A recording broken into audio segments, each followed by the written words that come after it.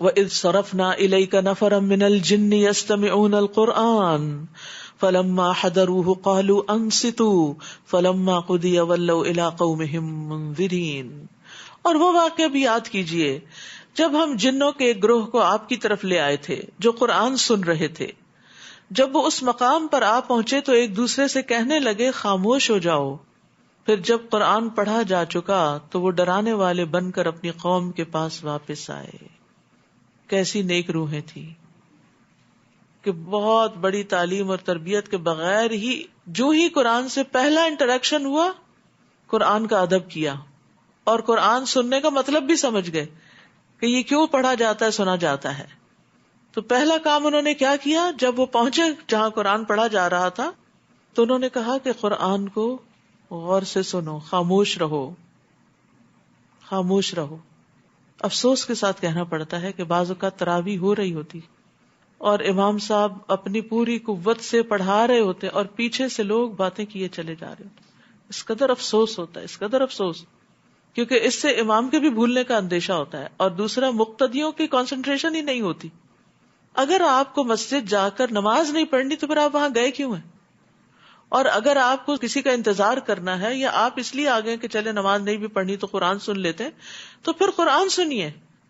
یہ نہیں کہ بچوں کے ساتھ آپ مشغول رہیں اور ان کے ساتھ باتیں کریں اور آپس میں ہنسی مذاق، یعنی 2 رکعتیں ختم نہیں ہوتی تو نماز کے بعد ہونا کیا چاہیے کہ ان 2 نمازوں کے بیچ خوب دعائیں کر لیں تاکہ آپ کی دعائیں قبول ہو جائیں۔ وہ 2 نمازوں کے بیچ کا وقفہ ہے بڑا ہی قیمتی وقفہ، اس میں ہم فوراً باتیں شروع کر دیتے اور بعض کا ہنسنا شروع کر دیتے، ایسا لگتا ہے جیسے پکنک پہ آئے ہوئے ہیں۔ تو مسجد کا بھی احترام ہوتا ہے، قرآن کا احترام ہوتا ہے، نماز کا احترام ہوتا ہے۔ اگر ضروری کوئی بات کرنی پڑے تو وسپر کر لیں، بعض اوقات کوئی ضروری چیز آ ہی جاتی ہے ذہن میں اور وہ ضروری ہوتی ہے اس وقت کرنی، لیکن اپنی آوازیں بلند کر دینا، امام کی آواز سے ایک عجب ماحول کریٹ کر دینا، یہ مسجد کے قرآن کے آداب کے خلاف ہے، اور اسی وجہ سے پھر قرآن ہمارے دلوں میں بھی نہیں اترتا اور ہم پر اثر بھی نہیں کرتا، اور جب اندر نہیں اترتا تو پھر دینے کے قابل بھی نہیں ہوتے۔ لیکن یہاں جنات نے چونکہ غور سے سنا تو انہوں نے کیا کیا، جب واپس گئے اپنی قوم کے پاس، وَلَّوْا إِلَىٰ قَوْمِهِمْ مُنذِرِينَ، تو انہوں نے اپنی قوم کو جا کر خبردار کیا کہ دیکھو ہم نے ایسا قرآن سنا، اس کی یہ تعلیمات ہیں، اور یہ بالکل وہی میسج ہے جو سورۃ التوبہ میں ہے، لِيَتَفَقَّهُوا فِي الدِّينِ وَلِيُنذِرُوا قَوْمَهُمْ إِذَا رَجَعُوا إِلَيْهِمْ لَعَلَّهُمْ يَحْذَرُونَ۔ مسلمانوں کی ہر جماعت میں سے کچھ لوگ نکل کے آنے چاہیے تاکہ وہ لوگ دین کی سمجھ بوجھ پیدا کریں اور واپس جا کر اپنے لوگوں کو خبردار کریں۔ ایک اور بات جو یہاں سے پتہ چلتی ہے وہ یہ کہ جنوں میں داعی تو آئے ہیں اللہ کی طرف دعوت دینے والے، لیکن پیغمبروں کا نہیں پتہ چلتا کہ کوئی رسول بھی ان کے اندر ہو۔ جو رسول انسانوں کی طرف آئے وہی جنات کی طرف بھی تھے، اور نبی صلی اللہ علیہ وسلم کو جنوں کو بطور خاص قرآن سنانے کا حکم بھی دیا گیا تھا۔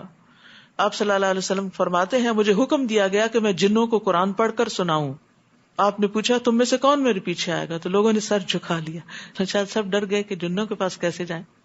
تو آپ نے 3 بار یہی بات کہی تو لوگ اٹھنے کو تیار نہیں ہوئے۔ تو ایک آدمی نے کہا اللہ کے رسول بے شک آپ پہل کرنے والے ہیں، یعنی آپ چلیے۔ تو پھر عبداللہ بن مسعود ان کے ساتھ گئے، تو پھر وہ ایک پہاڑ کی گھاٹی میں داخل ہوئے جس کو شعب الحجون کہا جاتا ہے۔ تو آپ صلی اللہ علیہ وسلم نے حضرت عبداللہ بن مسعود کے آس پاس ایک حلقہ، یعنی کہ خیالی حلقہ کھینچ دیا، دائرہ کھینچا، اور آپ کو کہا کہ آپ اس دائرے سے باہر نہ نکلیں۔ تو عبداللہ بن مسعود کہتے ہیں وہ جنات میرے اوپر اترنے لگے اور مجھے گدھوں کی مانند لشکر کی صورت میں کچھ چلتا ہوا دکھائی دیا۔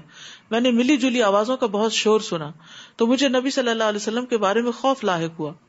پھر آپ نے قرآن کی تلاوت کی۔ جب اللہ کے نبی واپس آئے میں نے کہا اللہ کے نبی وہ آوازوں کا شور کیسا تھا جو میں نے سنا؟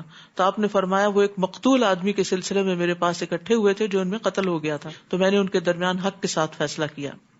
اسی طرح جنات کا ایک دائی آپ کے پاس آیا، آپ کو ساتھ لے کر گیا اور آپ نے پھر قرآن سنایا، اور اس کی بھی کافی تفصیلات ملتی ہیں جس وقت نہیں ہے کہ آپ کو سنائی جائے، لیکن یہ کہ آج بھی بعض اوقات ایسے واقعات ملتے ہیں کہ جنات کسی عالم کو یا کسی بزرگ کو اٹھا کے یعنی لے جاتے ہیں اپنی وادیوں میں، بستیوں میں، اور ان سے تبلیغ کرواتے ہیں۔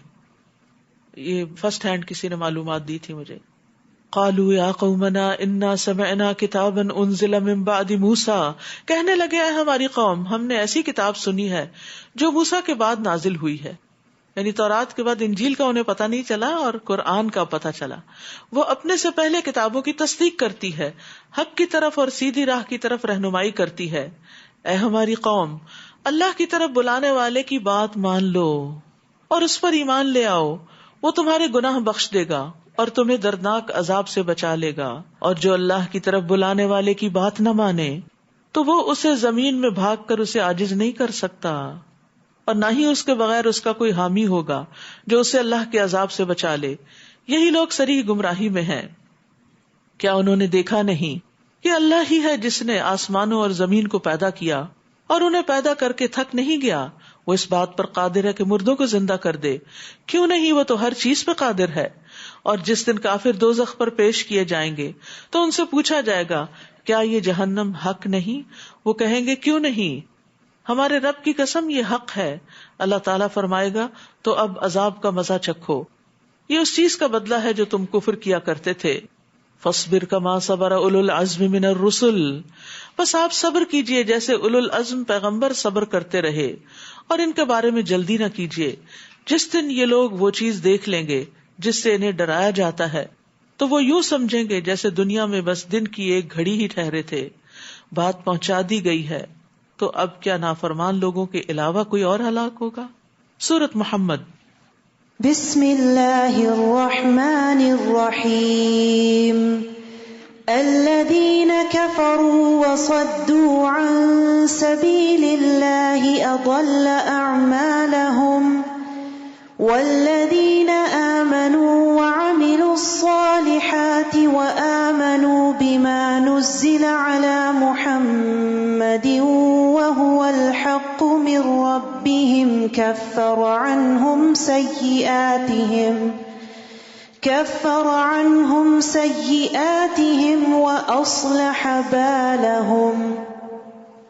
شروع کرتی ہوں اللہ کے نام سے جو بے انتہا مہربان نہایت رحم فرمانے والا ہے. جن لوگوں نے کفر کیا اور دوسروں کو اللہ کی راہ سے روکا، اللہ تعالیٰ نے ان کے عمل ضائع کر دیے. یعنی مشرکین مکہ جیسے مسجد حرام کو آباد کرتے تھے، حاجیوں کو کھانا کھلاتے، پانی پلاتے، صلہ رحمی کرتے، مہمان نوازی بہت کرتے، تو ان کے یہ سارے عمل جو ہیں ان کو کوئی جزا نہیں ملے گی، ان کے اعمال اب ضائع ہو گئے. اور وہ لوگ جو ایمان لائے اور نیک عمل کیے اور جو کچھ محمد صلی اللہ علیہ وسلم پر نازل ہوا اس پر ایمان لائے اور وہی ان کے رب کی طرف سے حق ہے، اللہ نے ان کی برائیاں دور کر دی اور ان کا حال درست کر دیا. یعنی انہی میں سے، قریش میں سے ہی جو لوگ ایمان لے آئے تھے، تو پھر اللہ نے ان کی برائیاں دور کر دی، ان کا حال درست کر دیا، اور ان کے لیے پھر آگے بھی انجام اچھا ہوگا. لیکن یہ بات عمومی طور پر بھی ہے کہ کفر کے ساتھ کی گئی نیکیاں قبول نہیں ہوتی، کیونکہ جب آپ اللہ کے لیے ہی نہیں کر رہے اور آخرت کی جزا کے لیے نہیں کر رہے تو پھر آپ کو وہاں کیوں کچھ ملے. یہ اس لیے کہ کافروں نے تو باطل کی پیروی کی اور ایمان والوں نے اس حق کی پیروی کی جو ان کے رب کی طرف سے نازل ہوا. اسی طرح اللہ لوگوں سے ان کی ٹھیک ٹھیک حالت بیان کر دیتا ہے، یعنی ان کی کیا حقیقت ہے، کیا پوزیشن ہے، وہ ان پہ واضح کر دیتا ہے. مسلمانوں، جب کافروں سے تمہاری مٹھ بھیڑ ہو جائے تو ان کی گردنیں مارنا ہے، یہاں تک کہ جب انہیں خوب قتل کر چکو تو انہیں مضبوط باندھ کر انہیں قیدی بنا لو. پھر اس کے بعد یا تو ان پر احسان کرو یا تاوان لے کر چھوڑ دو، جیسے جنگ بدر میں ہوا تھا کہ ان سے فدیہ لیا گیا تھا، یہاں تک کہ لڑائی اپنے ہتھیار ڈال دے. تمہارے لیے یہی حکم ہے، اور اگر اللہ چاہتا تو خود بھی ان سے انتقام لے سکتا تھا، مگر یہ حکم اس لیے ہے تاکہ تمہیں ایک دوسرے کے ذریعے آزمائے. اور جو لوگ اللہ کی راہ میں قتل کیے گئے یعنی مسلمانوں میں سے، اللہ ان کے اعمال کو ہرگز ضائع نہیں کرے گا. وہ ان کی رہنمائی کرے گا اور ان کا حال درست کر دے گا اور انہیں اس جنت میں داخل کرے گا جس کا اس نے انہیں تعارف کرا دیا ہے. مومن جنت میں اپنی منزل، اپنے مقام، اپنے گھر کو بہت اچھی طرح پہچانتا ہے. یعنی قیامت کے دن جب وہ جنت میں بھیجے جائیں گے تو جو مخصوص جنت ان کے لیے جس لیول پر ہوگی، جس درجے کی ہوگی، اس تک ایسے پہنچ جائیں گے جس دنیا میں کوئی اپنے گھر پہنچتا ہے، بلکہ اس سے بھی زیادہ آسانی سے. یعنی نہ تو کسی سے رستہ پوچھیں گے اور نہ ہی انہیں کوئی بھول چوک ہوگی کہ یہاں سے ٹرن لینا ہے یا وہاں سے لینا ہے، اور یوں محسوس ہوگا جیسے وہ یہیں کے رہنے والے تھے. وہ یہیں سے بلانگ کرتے تھے، ان کے لیے وہ سب چیزیں بہت فیملیئر ہوں گی. تو مومن جنت میں اپنے گھر، اپنی بیوی، اپنے خادم، سب کی طرف ایسے رہنمائی پائے گا جیسے دنیا میں اپنے ان سب رشتوں کو پہچانتا تھا. رسول اللہ صلی اللہ علیہ وسلم نے فرمایا، اس ذات کی قسم جس کے ہاتھ میں محمد کی جان ہے، ان میں سے ہر شخص اپنے جنت کے گھر کو اپنے دنیا کے گھر سے بھی بہتر طور پر پہچانے گا.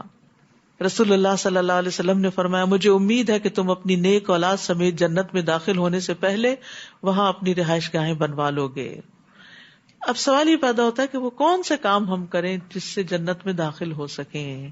تو سب سے پہلے تو ایمان ہی ہے، اور پھر عمل صالح. بہت دفعہ یہ آتا ہے عمل صالح، عمل صالح. کیا ہے یہ عمل صالح؟ سب سے پہلی چیز اس میں نماز آتی ہے، نماز. لیکن افسوس یہ کہ ہم فرض نماز بھی پتہ نہیں کس مشکل سے پڑھتے، اور سنت تو ایسے چھوڑتے ہیں جیسے وہ ایگزسٹ ہی نہیں کرتی. اور افسوس یہ کہ رمضان میں بھی سنت نہیں پڑھ رہے، افطار ہو رہے ہیں، پارٹیاں ہو رہی ہیں، اس چیز کی طرف بھاگ دوڑ کر رہے ہیں، سلام پھیرتے ہی جلدی جلدی کھانے پینے کی بھاگ دوڑ لگ جاتی. اس سے بہتر ہے آپ اپنے گھر میں آرام سے بیٹھتے اور آپ سنت بھی ادا کرتے. یعنی عام طور پر مساجد کا یہ حال ہو گیا ہے، سلام پھیرتے ہی نہ ذکر نہ اذکار، اور فوراً کھانے کی طرف دوڑ پڑے اور سنتیں بھی چھوڑ دی. جبکہ دن میں 12 رکعت سنت پڑھنے سے جنت میں گھر ملتا ہے. رسول اللہ صلی اللہ علیہ وسلم نے فرمایا، جو شخص دن میں 12 رکعتیں ادا کرے اس کے لیے جنت میں گھر بنایا جائے گا. 4 رکعتیں ظہر سے پہلے، 2 ظہر کے بعد، 2 مغرب کے بعد، 2 عشاء کے بعد، 2 فجر سے پہلے. اسی طرح چاشت کی 4 رکعتیں اور ظہر سے پہلے 4 رکعتیں پڑھنا بھی جنت میں لے جانے کا باعث ہے.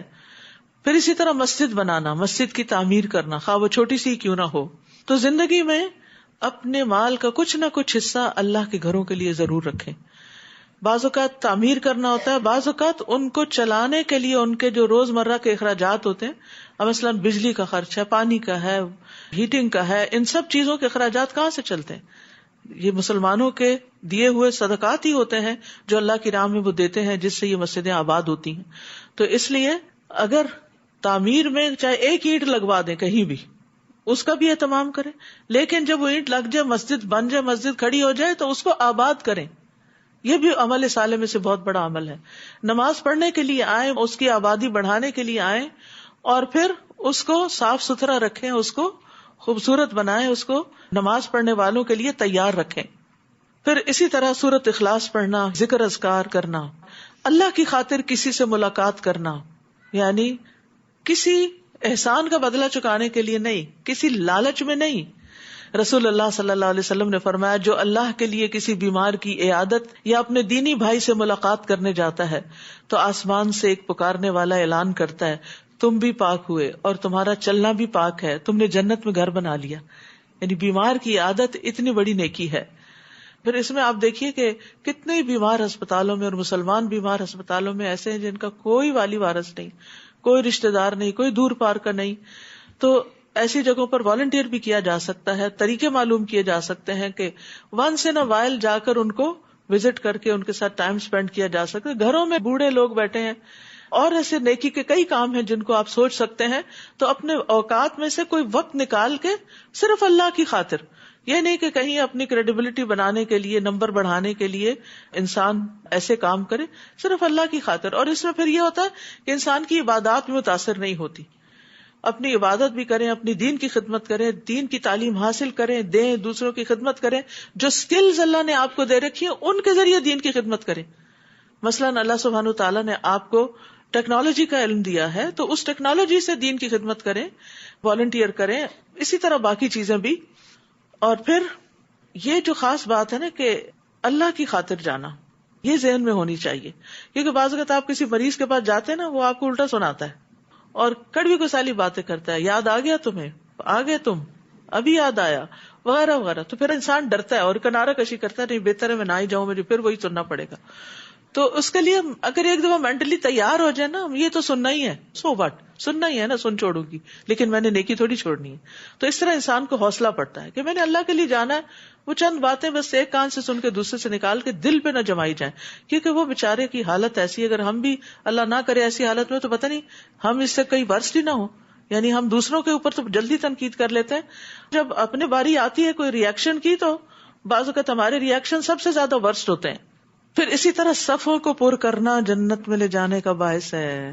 صفیں پر کرنا، اس میں ہم بہت کوتاہی کرتے ہیں، یہ دھیان نہیں رکھتے دائیں بائیں کیا ہو رہا ہے. رسول اللہ صلی اللہ علیہ وسلم نے فرمایا جو شگاف کو پر کرتا ہے اللہ اس کے لیے جنت میں گھر بناتا ہے اور اس کے ذریعے اس کا درجہ بلند کرتے ہیں. کیونکہ ہم عمل صالح کی بات کرتے رہتے ہیں نا، تو بعض اوقات ہم عمل صالح صرف حاجی عمرہ یا حرم جانے کو سمجھتے ہیں کہ وہ زیادہ عمل صالح ہے، لیکن اگر ہم صف میں کھڑے نماز پڑھنے کسی عام مسجد میں اور اس کا گیپ فل کر رہے ہیں تو شاید یہ عمل صالح نہیں. اگر آپ اللہ کی خاطر اس گیپ کو فل کرتے ہیں تو یہ بھی جنت میں لے جا سکتا ہے. پھر اسی طرح اللہ کی خاطر جھگڑا چھوڑ دینا، اپنے حق سے دستبردار ہو جانا.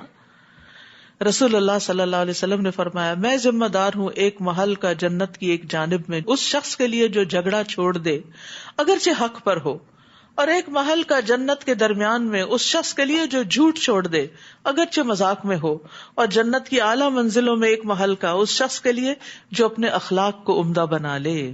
یا ایھا الذین آمنوا ان تنصروا اللہ ینصرکم ویثبت اقدامکم، اے لوگو اگر تم اللہ کے دین کی مدد کرو گے تو وہ تمہاری مدد کرے گا اور تمہیں ثابت قدم رکھے گا، یعنی دین پر جمع کر رکھے گا. یعنی اگر تم اپنی جان سے، مال سے، صلاحیتوں سے، اوقات سے اللہ کے دین کی خدمت کرو گے تو اللہ تعالیٰ تمہیں دین پر جمائے رکھے گا، پھر انشاءاللہ خاتمہ بخیر ہوگا. اور جن لوگوں نے کفر کیا ان کے لیے تباہی ہے اور وہ ان کے اعمال برباد کر دے گا. کفر کے ساتھ نیک اعمال قبول نہیں ہوتے، یہ اس لیے کہ جو کچھ اللہ نے نازل کیا تھا اسے انہوں نے ناگوار سمجھا، اللہ کی باتیں انہیں پسند نہ آئیں تو اللہ نے ان کے اعمال ضائع کر دیے. یاد رکھیے کفر صرف یہ نہیں ہوتا کہ میں اللہ کو نہیں مانتا، یہ بھی کفر میں آ جاتا ہے کہ مانتا تو ہوں لیکن یہ کیا ہے قرآن میں، ایسا کیوں ہے اور ویسا کیوں ہے. یعنی ان احکامات کے ساتھ بغض رکھنا جو اللہ نے نازل کیے اور ان کو ناپسند کرنا، یہ بھی اعمال کے ضائع کرنے کا باعث بن جاتے ہیں. کیا وہ زمین میں چل پھر کر نہیں دیکھتے کہ جو لوگ ان سے پہلے گزر چکے ہیں ان کا کیا انجام ہوا، اللہ نے انہیں تہس نہس کر دیا اور کافروں کے لیے ایسی ہی سزائیں ہوتی ہیں. یہ اس لیے کہ ایمان لانے والوں کا تو حامی اللہ ہے اور کافروں کا کوئی بھی حامی نہیں. جو لوگ ایمان لائے اور نیک عمل کیے اللہ یقیناً انہیں ایسے باغوں میں داخل کرے گا جن میں نہریں بہ رہی ہیں، اور جو کافر ہیں وہ چند روزہ فائدے اٹھا لیں اور وہ اس طرح کھاتے ہیں جیسے چوپائے کھاتے ہیں اور ان کا ٹھکانہ دوزخ ہے. یعنی جس طرح چوپایوں کو صرف کھانے سے دلچسپی ہوتی ہے تو جو لوگ دنیا کے لیے جیتے ہیں پھر وہ دنیا کے عیش و عشرت اور دنیا کے مزے اور ان میں سب سے بڑا مزہ کھانے کے پیچھے لگے رہتے ہیں. یعنی ان کا پیٹوں اور شرمگاہوں کے سوا اور کوئی مقصد نہیں ہوتا اور کل آنے والے دن میں جو کچھ ہوگا اس سے وہ غافل ہیں. اور یہ بھی کہا گیا کہ مومن دنیا سے زیادہ راہ لیتا ہے، یعنی دنیا کی زندگی سے اپنی ضرورت کے تحت چیزیں استعمال کرتا ہے، اور منافق مزین ہوتا ہے، یعنی وہ اپنے آپ کو ہر وقت بیوٹیفائی کرنے اور ڈیکوریٹ کرنے کے پیچھے لگا رہتا ہے، اور کافر عیش کرتا ہے. یعنی ہر ایک کا درجہ ہے. اور یہ ایک حقیقت ہے کہ اگر آپ اللہ کا حق اور بندوں کا حق دینے والے ہو جائیں تو پھر اس کے بعد آپ کے پاس اتنا وقت نہیں بچتا کہ آپ اپنے آپ کو یا اپنے گھر کو یا ہر چیز کو صرف سجاتے ہی چلے جائیں. رسول اللہ صلی اللہ علیہ وسلم نے یہ بھی فرمایا مومن ایک آنت میں کھاتا ہے اور کافر 7 آنتوں میں کھاتا ہے، یعنی خود پیٹ بھر کے کھاتا اور پیتا ہے، اور زیادہ کھانے والے کا انجام اچھا نہیں. ایک شخص نے نبی صلی اللہ علیہ وسلم کے سامنے ڈکار لی. آپ نے فرمایا اپنی ڈکار کو ہم سے دور رکھو، کیونکہ دنیا میں زیادہ پیٹ بھر کے کھانے والے قیامت کے دن سب سے زیادہ بھوکے رہیں گے. تو اس لیے کھانا جب کھائیں تو تھوڑا بھوک رکھ کے کھائیں، اور خصوصاً رمضان میں افطار کے وقت احتیاط سے کھائیں تاکہ آپ کی تراویح اچھی ہو سکے. اور کتنی ہی بستیاں تھیں جو آپ کی اس بستی سے بڑھ کر طاقتور تھیں جن کے رہنے والوں نے آپ کو نکال دیا ہے. ہم نے انہیں ہلاک کیا تو ان کا کوئی بھی مددگار نہ ہوا. بھلا جو شخص اپنے رب کی طرف سے ایک واضح دلیل پر ہو اس شخص جیسا ہو سکتا ہے جس کے برے عمل اسے خوشنما بنا کر دکھائے جا رہے ہوں اور وہ اپنی خواہشات کی پیروی کر رہے ہوں. جس جنت کا پرہیزگاروں سے وعدہ کیا گیا ہے اس کی شان یہ ہے کہ اس میں پانی کی نہریں ہیں جو کبھی باسی نہ ہوگا. ٹھہرا ہوا پانی پرانا ہو جاتا ہے نا، تو جنت کی نہروں کا پانی پرانا نہیں ہوگا. اور دودھ کی نہریں ہیں جس کا مزہ کبھی نہیں بدلے گا، دودھ بھی تھوڑی دیر رکھ دے تو ذائقہ خراب ہو جاتا ہے. اور شراب کی نہریں ہیں جو پینے والوں کے لیے لذیذ ہوگی. اور کچھ نہریں صاف شہد کی ہوں گی، یعنی جن میں کوئی بھی میل کچیل نہیں ہوگا، مکھیوں کے پر اور ٹانگیں وغیرہ نہیں ہوگی. نیز ان کے لیے ہر طرح کے پھل ہوں گے اور ان کے رب کی طرف سے مغفرت ہوگی. ایسا شخص کیا ان لوگوں کی طرح ہو سکتا ہے جو ہمیشہ آگ میں رہنے والے ہوں؟ اللہ، اور انہیں پینے کو کھولتا ہوا پانی دیا جائے جو ان کی آنتیں کاٹ کے رکھ دے. اللہ ہم سب کو اس سے بچائے. اور ان میں سے کچھ ایسے ہیں، یعنی منافقین، جو آپ کی بات کان لگا کے سنتے ہیں، پھر جب تمہارے ہاں سے باہر جاتے ہیں تو ان لوگوں سے جنہیں علم دیا گیا پوچھتے ہیں کہ ابھی ابھی اس نبی نے کیا کہا تھا. یعنی مجلس میں بیٹھتے ہیں تو اس طرح سر ہلا ہلا کے بتاتے ہیں جیسے ہمیں سب سے زیادہ سمجھ آ رہا ہو، لیکن سمجھتے کچھ نہیں، دھیان کہیں اور لگا ہوا ہے، اور باہر جا کے پوچھتے ہیں آج بھلا اہم بات کون سی ہوئی تھی. یہی لوگ ہیں جن کے دلوں پر اللہ نے مہر لگا دی اور وہ اپنی خواہشوں کے پیچھے لگے ہوئے. خواہشات کے پیچھے لگے رہنا ہی دراصل انسان کو دین کے علم میں، سمجھ میں، اللہ اور اس کے رسول کی بات کی سمجھ میں پیچھے کر دیتا ہے. اور جن لوگوں نے ہدایت پائی اللہ ان کو اور زیادہ ہدایت دیتا ہے اور تقوی عطا کرتا ہے. کیا اب یہ لوگ بس قیامت کا انتظار کر رہے ہیں کہ وہ یکدم ان پہ آ پڑے؟ اس کی نشانیاں تو آ چکی ہیں. جب قیامت آ جائے گی تو پھر ان کے لیے نصیحت قبول کرنے کا کون سا موقع باقی رہ جائے گا؟ وہ تو بس جزا کا دن ہے. پھر فَاعْلَمْ أَنَّهُ لَا إِلَٰهَ إِلَّا اللَّهُ وَاسْتَغْفِرْ لِذَنبِكَ وَلِلْمُؤْمِنِينَ وَالْمُؤْمِنَاتِ وَاللَّهُ يَعْلَمُ مُتَقَلَّبَكُمْ وَمَثْوَاكُمْ. بس آپ جان لیجئے کہ اللہ کے سوا کوئی الہ نہیں. جان لیجئے، علم حاصل کیجئے، اور اپنے لیے نیز مومن مردوں اور عورتوں کے لیے بھی گناہ کی معافی مانگیے. اور اللہ تمہارے چلنے پھرنے کے مقامات کو بھی جانتا ہے اور آخری ٹھکانے کو بھی. تو یہاں عمل سے پہلے علم کی بات ہوئی ہے. سفیان ابن عیینہ سے مروی ہے کہ ان سے علم کی فضیلت کے بارے میں پوچھا گیا کہ اس کے ورچوز کیا ہیں. تو انہوں نے کہا کیا تم نے اللہ کا یہ فرمان نہیں سنا کہ جس کا آغاز ہی اللہ نے علم کے ساتھ کیا، فَاعْلَمْ أَنَّهُ لَا إِلَٰهَ إِلَّا اللَّهُ وَاسْتَغْفِرْ لِذَنبِكَ. اللہ نے عمل کا حکم علم کے بعد دیا. اسی طرح فرمایا اعلموا انما الحیات الدنیا لعب، جان لو کہ دنیا کی زندگی کھیل تماشے کے سوا کچھ نہیں. ایک اور جگہ پر فرمایا وَاعْلَمُوا أَنَّمَا أَمْوَالُكُمْ وَأَوْلَادُكُمْ فِتْنَةٌ، جان لو تمہارے مال اور اولاد فتنہ ہے. ایک اور جگہ فرمایا وَاعْلَمُوا أَنَّمَا غَنِمْتُم مِّن شَيْءٍ، جان لو کہ بے شک جو بھی تم غنیمت حاصل کرو. پھر اس کے بعد تقسیم کا حکم دیا گیا. تو قرآن مجید میں بارہا ایسا فرمایا گیا کہ جس میں علم حاصل کرنے کے لیے کہا گیا ہے. عمل ہو نہیں سکتا، درست منزل تک آپ پہنچ نہیں سکتے جب تک آپ کے پاس علم نہ ہو. تو انسان کو کب تک علم حاصل کرنا چاہیے؟ بڑھاپے تک. پھر بوڑھا ہو جائے تو چھوڑ دے. ریٹائرمنٹ، قبر تک، مرتے دم تک. یعنی دعا کیا کریں کہ آخری وقت میں بھی ہمارے ہاتھ میں قرآن ہی ہو اور ہم اللہ کی عبادت میں ہوں اور نیکیوں کے کام کر رہے ہوں، کیونکہ جو علم کے راستے پر ہوگا اس کے لیے جنت کی بشارت ہے. تو یہ سب کچھ صرف رمضان کی حد تک نہیں ہونا چاہیے. اس سے زندگی کا ایک اصول بنا. ٹھیک ہے رمضان میں کنسنٹریشن ہو جاتی ہے، زیادہ ٹائم ہم اس کے لیے لگاتے ہیں اور دنیا کے کاموں کو کم کر دیتے ہیں، لیکن رمضان کے بعد بھی باقی کاموں کے ساتھ ساتھ اس چیز کو پلے باندھ لینا چاہیے، اس میں کوتاہی نہ ہو. اب سمر آ رہا ہے نا، تو پھر ایک اور آزمائش ہوتی ہے. سمر ہے، روز باہر جانا، دھوپ میں جانا، پکنک، پارٹی، پارک جانا، ان چیزوں کے لیے انسان پھر اتنے اہتمام کرنے لگتا ہے کہ علم کی مجلسوں سے دور ہو جاتا ہے. اگر پارک بھی جائے تو پارک میں بھی علم کی مجلس ہو سکتی. ہر جگہ کے لیے اپنا ایک شعار بنا لے کہ جہاں بھی جانا ہے کچھ نہ کچھ اچھی بات سیکھنی اور سکھانی ہے. وَيَقُولُ الَّذِينَ آمَنُوا لَوْلَا نُزِّلَتْ سُورَةٌ، اور جو لوگ ایمان لائے ہیں وہ کہتے ہیں کہ جنگ سے متعلق کوئی سورت کیوں نہیں نازل ہوتی. پھر جب ایسی محکم سورت نازل کی گئی جس میں جنگ کا ذکر تھا تو آپ نے دیکھا کہ جن لوگوں کے دلوں میں نفاق کا مرض ہے وہ آپ کی طرف یوں دیکھتے ہیں جیسے کسی شخص پر موت کی غشی ڈالی گئی ہو. ایسے لوگوں کے لیے ہلاکت ہے. چاہیے تو یہ تھا کہ وہ نبی کی اطاعت کرتے اور بھلی بات کہتے. پھر جب جہاد کا معاملہ طے پا گیا تو اگر وہ اللہ سے کیے ہوئے عہد میں سچے رہتے تو یہ ان کے لیے بہتر تھا.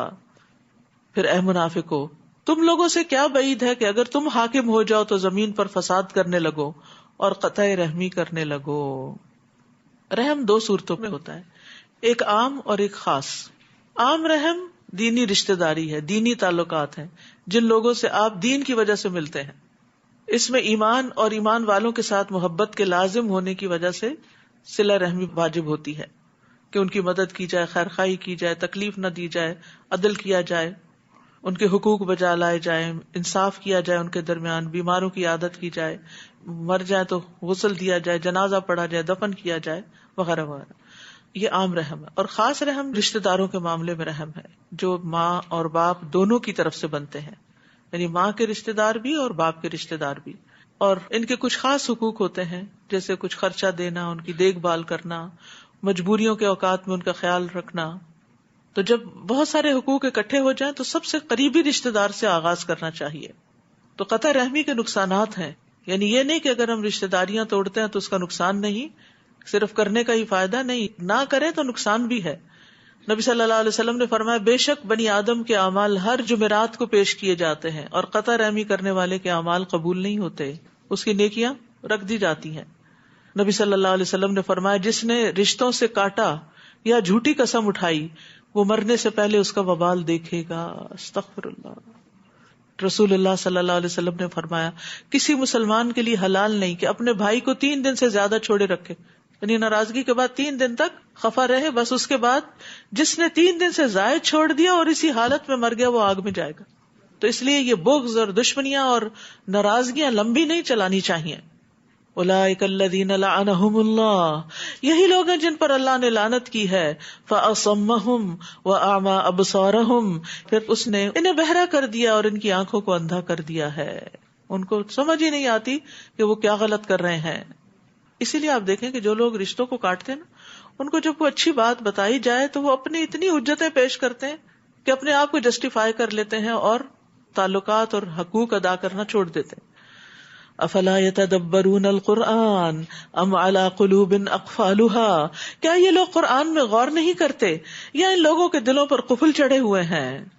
تو تالا لگا دل جو ہے وہ بند دروازے کی طرح ہے، یعنی دل کے دروازے بند ہیں جس کو تالا لگا ہوا ہے. جب تک تالا نہ کھولا جائے اس وقت تک دروازہ نہیں کھلتا. دروازہ نہ کھلے تو انسان اندر نہیں جا سکتا.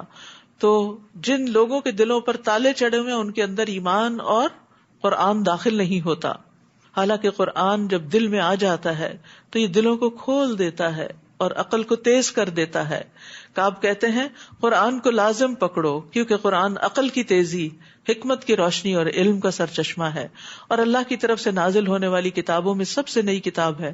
اللہ نے تورات میں یہ بات فرمائی ہے کہ اے محمد میں تم پر جدید تورات نازل کروں گا جو نابینا آنکھوں، بہرے کانوں اور غفلت میں پڑے ہوئے دلوں کو کھول دے گی. تو قرآن سے ہی دل کھلتے ہیں. اور اس میں ہماری جو ویکنڈز پر کلاسز ہوتی ہیں تدبر کی، وہ قرآن میں ان ڈیپتھ اسٹڈی ہوتی ہے.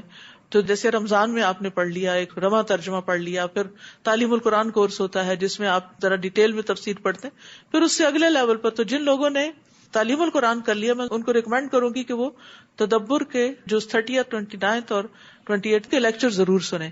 انشاءاللہ آپ دیکھیں گے کہ دل کی دنیا ہی اور ہو جاتی ہے، کیونکہ جو انسان قرآن میں غور و فکر کرتا ہے تو اس کی کیفیات بدلنے لگتی ہیں. کیونکہ دل پہ کوئی بھی چیز جب آتی ہے تو کیفیت میں تبدیلی پیدا ہوتی ہے، سوچ بدلتی ہے، انسان کے عمل میں تبدیلی آتی ہے. ان الذین ارتدوا علی ادبارہم، جن لوگوں پر ہدایت واضح ہو چکی ہے پھر اس کے بعد وہ الٹے پھر گئے، شیطان نے ان کے اعمال ان کو خوشنما کر کے دکھائے. یعنی کچھ لوگ ہیں جو ہدایت کو سمجھتے ہیں اچھی طرح لیکن پھر وہ دنیا کی طرف مائل ہو جاتے ہیں اور شیطان ان کو اسی میں آگے بڑھاتا جاتا ہے اور ان کو خوش کرتا ہے کہ یہ تمہارا فیلڈ جو ہے وہ بہت اچھا ہے، اور انہیں تادیر زندہ رہنے کی آرزو دلائی. یہ اس لیے کہ ان منافقین نے ان لوگوں یعنی یہود سے کہا جو اللہ کے نازل کردہ دین کو ناپسند کرتے تھے کہ ہم تمہاری کچھ باتیں مان لیں گے اور اللہ ان کے راز کی باتوں کو خوب جانتا ہے. پھر اس وقت ان کا حال کیا ہوگا جب فرشتے ان کی روح قبض کریں گے تو ان کے چہروں اور پشتوں پر مار رہے ہوں گے. یہ اس لیے کہ وہ ایسی بات کے پیچھے لگ گئے جس نے اللہ کو ناراض کر دیا اور اس کی رضا اختیار کرنا پسند نہ کیا. تو اللہ نے ان سب کے اعمال ضائع کر دیے. اب دیکھیے سورت میں بار بار اعمال کے ضائع ہونے کی بات ہے. اب یہ قرآن میں غور و فکر اور تدبر سے ہی پتہ چلتا ہے کہ کن کن چیزوں سے یا قول سے یا عمل سے انسان کے اعمال ضائع ہو جاتے ہیں. وَإِذْ صَرَفْنَا إِلَيْكَ نَفَرًا مِّنَ الْجِنِّ يَسْتَمِعُونَ الْقُرْآنَ فَلَمَّا حَضَرُوهُ قَالُوا أَنصِتُوا فَلَمَّا قُضِيَ وَلَّوْا إِلَىٰ قَوْمِهِم مُنذِرِينَ. اور وہ واقعہ بھی یاد کیجئے جب ہم جنوں کے ایک گروہ کو آپ کی طرف لے آئے تھے جو قرآن سن رہے تھے. جب وہ اس مقام پر آ پہنچے تو ایک دوسرے سے کہنے لگے خاموش ہو جاؤ. پھر جب قرآن پڑھا جا چکا تو وہ ڈرانے والے بن کر اپنی قوم کے پاس واپس آئے. کیسی نیک روحیں تھی. کہ بہت بڑی تعلیم اور تربیت کے بغیر ہی جو ہی قرآن سے پہلا انٹریکشن ہوا قرآن کا ادب کیا اور قرآن سننے کا مطلب بھی سمجھ گئے کہ یہ کیوں پڑھا جاتا ہے، سنا جاتا ہے. تو پہلا کام انہوں نے کیا کیا، جب وہ پہنچے جہاں قرآن پڑھا جا رہا تھا تو انہوں نے کہا کہ قرآن کو غور سے سنو، خاموش رہو، خاموش رہو. افسوس کے ساتھ کہنا پڑتا ہے کہ بعض اوقات تراویح ہو رہی ہوتی اور امام صاحب اپنی پوری قوت سے پڑھا رہے ہوتے اور پیچھے سے لوگ باتیں کیے چلے جا رہے ہوتے. اس قدر افسوس ہوتا ہے، اس قدر افسوس، کیونکہ اس سے امام کے بھی بھولنے کا اندیشہ ہوتا ہے اور دوسرا مقتدیوں کی کنسنٹریشن ہی نہیں ہوتی. اگر آپ کو مسجد جا کر نماز نہیں پڑھنی تو پھر آپ وہاں گئے کیوں ہیں؟ اور اگر آپ کو کسی کا انتظار کرنا ہے یا آپ اس لیے آ گئے کہ چلے نماز نہیں بھی پڑھنی تو قرآن سن لیتے ہیں، تو پھر قرآن سنیے. یہ نہیں کہ بچوں کے ساتھ آپ مشغول رہیں اور ان کے ساتھ باتیں کریں اور آپس میں ہنسی مذاق. یعنی 2 رکعتیں ختم نہیں ہوتی تو نماز کے بعد ہونا کیا چاہیے کہ ان 2 نمازوں کے بیچ خوب دعائیں کر لیں تاکہ آپ کی دعائیں قبول ہو جائیں. وہ 2 نمازوں کے بیچ کا وقفہ ہے بڑا ہی قیمتی وقفہ، اس میں ہم فوراً باتیں شروع کر دیتے اور بعض کا ہنسنا شروع کر دیتے، ایسا لگتا ہے جیسے پکنک پہ آئے ہوئے ہیں. تو مسجد کا بھی احترام ہوتا ہے، قرآن کا احترام ہوتا ہے، نماز کا احترام ہوتا ہے. اگر ضروری کوئی بات کرنی پڑے تو وسپر کر لیں. بعض اوقات کوئی ضروری چیز آ ہی جاتی ہے ذہن میں اور وہ ضروری ہوتی ہے اس وقت کرنی، لیکن اپنی آوازیں بلند کر دینا، امام کی آواز سے ایک عجب ماحول کریٹ کر دینا، یہ مسجد کے قرآن کے آداب کے خلاف ہے. اور اسی وجہ سے پھر قرآن ہمارے دلوں میں بھی نہیں اترتا اور ہم پر اثر بھی نہیں کرتا، اور جب اندر نہیں اترتا تو پھر دینے کے قابل بھی نہیں ہوتے. لیکن یہاں جنات نے چونکہ غور سے سنا تو انہوں نے کیا کیا، جب واپس گئے اپنی قوم کے پاس، وَلَّوْا إِلَىٰ قَوْمِهِمْ مُنذِرِينَ، تو انہوں نے اپنی قوم کو جا کر خبردار کیا کہ دیکھو ہم نے ایسا قرآن سنا، اس کی یہ تعلیمات ہیں. اور یہ بالکل وہی میسج ہے جو سورۃ التوبہ میں ہے، لِيَتَفَقَّهُوا فِي الدِّينِ وَلِيُنذِرُوا قَوْمَهُمْ إِذَا رَجَعُوا إِلَيْهِمْ لَعَلَّهُمْ يَحْذَرُونَ. مسلمانوں کی ہر جماعت میں سے کچھ لوگ نکل کے آنے چاہیے تاکہ وہ لوگ دین کی سمجھ بوجھ پیدا کریں اور واپس جا کر اپنے لوگوں کو خبردار کریں. ایک اور بات جو یہاں سے پتہ چلتی وہ یہ کہ جنوں میں داعی تو آئے ہیں اللہ کی طرف دعوت دینے والے، لیکن پیغمبروں کا نہیں پتہ چلتا کہ کوئی رسول بھی ان کے اندر ہو. جو رسول انسانوں کی طرف آئے وہی جنات کی طرف بھی تھے. اور نبی صلی اللہ علیہ وسلم کو جنوں کو بطور خاص قرآن سنانے کا حکم بھی دیا گیا تھا. آپ صلی اللہ علیہ وسلم فرماتے ہیں، مجھے حکم دیا گیا کہ میں جنوں کو قرآن پڑھ کر سناؤں. آپ نے پوچھا تم میں سے کون میرے پیچھے آئے گا، تو لوگوں نے سر جھکا لیا، شاید سب ڈر گئے کہ جنوں کے پاس کیسے جائیں. تو آپ نے 3 بار یہی بات کہی تو لوگ اٹھنے کو تیار نہیں ہوئے. تو ایک آدمی نے کہا اللہ کے رسول بے شک آپ پہل کرنے والے ہیں، یعنی آپ چلیے. تو پھر عبداللہ بن مسعود ان کے ساتھ گئے. تو پھر وہ ایک پہاڑ کی گھاٹی میں داخل ہوئے جس کو شعب الحجون کہا جاتا ہے. تو آپ صلی اللہ علیہ وسلم نے حضرت عبداللہ بن مسعود کے آس پاس ایک حلقہ یعنی کہ خیالی حلقہ کھینچ دیا، دائرہ کھینچا اور آپ کو کہا کہ آپ اس دائرے سے باہر نہ نکلیں. تو عبداللہ بن مسعود کہتے ہیں وہ جنات میرے اوپر اترنے لگے اور مجھے گدھوں کی مانند لشکر کی صورت میں کچھ چلتا ہوا دکھائی دیا. میں نے ملی جلی آوازوں کا بہت شور سنا تو مجھے نبی صلی اللہ علیہ وسلم کے بارے میں خوف لاحق ہوا. پھر آپ نے قرآن کی تلاوت کی. جب اللہ کے نبی واپس آئے میں نے کہا اللہ کے نبی وہ آوازوں کا شور کیسا تھا جو میں نے سنا؟ تو آپ نے فرمایا وہ ایک مقتول آدمی کے سلسلے میں میرے پاس اکٹھے ہوئے تھے جو ان میں قتل ہو گیا تھا، تو میں نے ان کے درمیان حق کے ساتھ فیصلہ کیا. اسی طرح جنات کا ایک دائی آپ کے پاس آیا، آپ کو ساتھ لے کر گیا اور آپ نے پھر قرآن سنایا. اور اس کی بھی کافی تفصیلات ملتی ہیں جس وقت نہیں ہے کہ آپ کو سنائی جائے، لیکن یہ کہ آج بھی بعض اوقات ایسے واقعات ملتے ہیں کہ جنات کسی عالم کو یا کسی بزرگ کو اٹھا کے یعنی لے جاتے ہیں اپنی وادیوں میں بستیوں میں اور ان سے تبلیغ کرواتے ہیں. یہ فرسٹ ہینڈ کسی نے معلومات دی تھی مجھے. قالوا یا قومنا انا سمعنا کتابا انزل من بعد موسیٰ، کہنے لگے اے ہماری قوم ہم نے ایسی کتاب سنی ہے جو موسیٰ کے بعد نازل ہوئی ہے. یعنی تورات کے بعد انجیل کا انہیں پتہ نہیں چلا اور قرآن کا پتہ چلا. وہ اپنے سے پہلے کتابوں کی تصدیق کرتی ہے، حق کی طرف اور سیدھی راہ کی طرف رہنمائی کرتی ہے. اے ہماری قوم اللہ کی طرف بلانے والے کی بات مان لو اور اس پر ایمان لے آؤ، وہ تمہارے گناہ بخش دے گا اور تمہیں دردناک عذاب سے بچا لے گا. اور جو اللہ کی طرف بلانے والے کی بات نہ مانے تو وہ اسے زمین میں بھاگ کر اسے عاجز نہیں کر سکتا اور نہ ہی اس کے بغیر اس کا کوئی حامی ہوگا جو اسے اللہ کے عذاب سے بچا لے. یہی لوگ صریح گمراہی میں ہیں. کیا انہوں نے دیکھا نہیں یہ اللہ ہی ہے جس نے آسمانوں اور زمین کو پیدا کیا اور انہیں پیدا کر کے تھک نہیں گیا. وہ اس بات پر قادر ہے کہ مردوں کو زندہ کر دے. کیوں نہیں, وہ تو ہر چیز پہ قادر ہے. اور جس دن کافر دوزخ پر پیش کیے جائیں گے تو ان سے پوچھا جائے گا کیا یہ جہنم حق نہیں؟ وہ کہیں گے کیوں نہیں, ہمارے رب کی قسم یہ حق ہے. اللہ تعالیٰ فرمائے گا تو اب عذاب کا مزہ چکھو, یہ اس چیز کا بدلہ ہے جو تم کفر کیا کرتے تھے. فاصبر کما صبر اولو العزم من الرسل, بس آپ صبر کیجئے جیسے اولو العزم پیغمبر صبر کرتے رہے, اور ان کے بارے میں جلدی نہ کیجئے. جس دن یہ لوگ وہ چیز دیکھ لیں گے جس سے انہیں ڈرایا جاتا ہے تو وہ یوں سمجھیں گے جیسے دنیا میں بس دن کی ایک گھڑی ہی ٹھہرے تھے. بات پہنچا دی گئی ہے, تو اب کیا نافرمان لوگوں کے علاوہ کوئی اور ہلاک ہوگا؟ سورۃ محمد. بسم اللہ الرحمن الرحیم. الذین کفروا وصدوا عن سبیل اللہ اضل اعمالهم والذین آمنوا وعملوا الصالحات وآمنوا بما نزل على محمد وهو الحق من ربهم كفر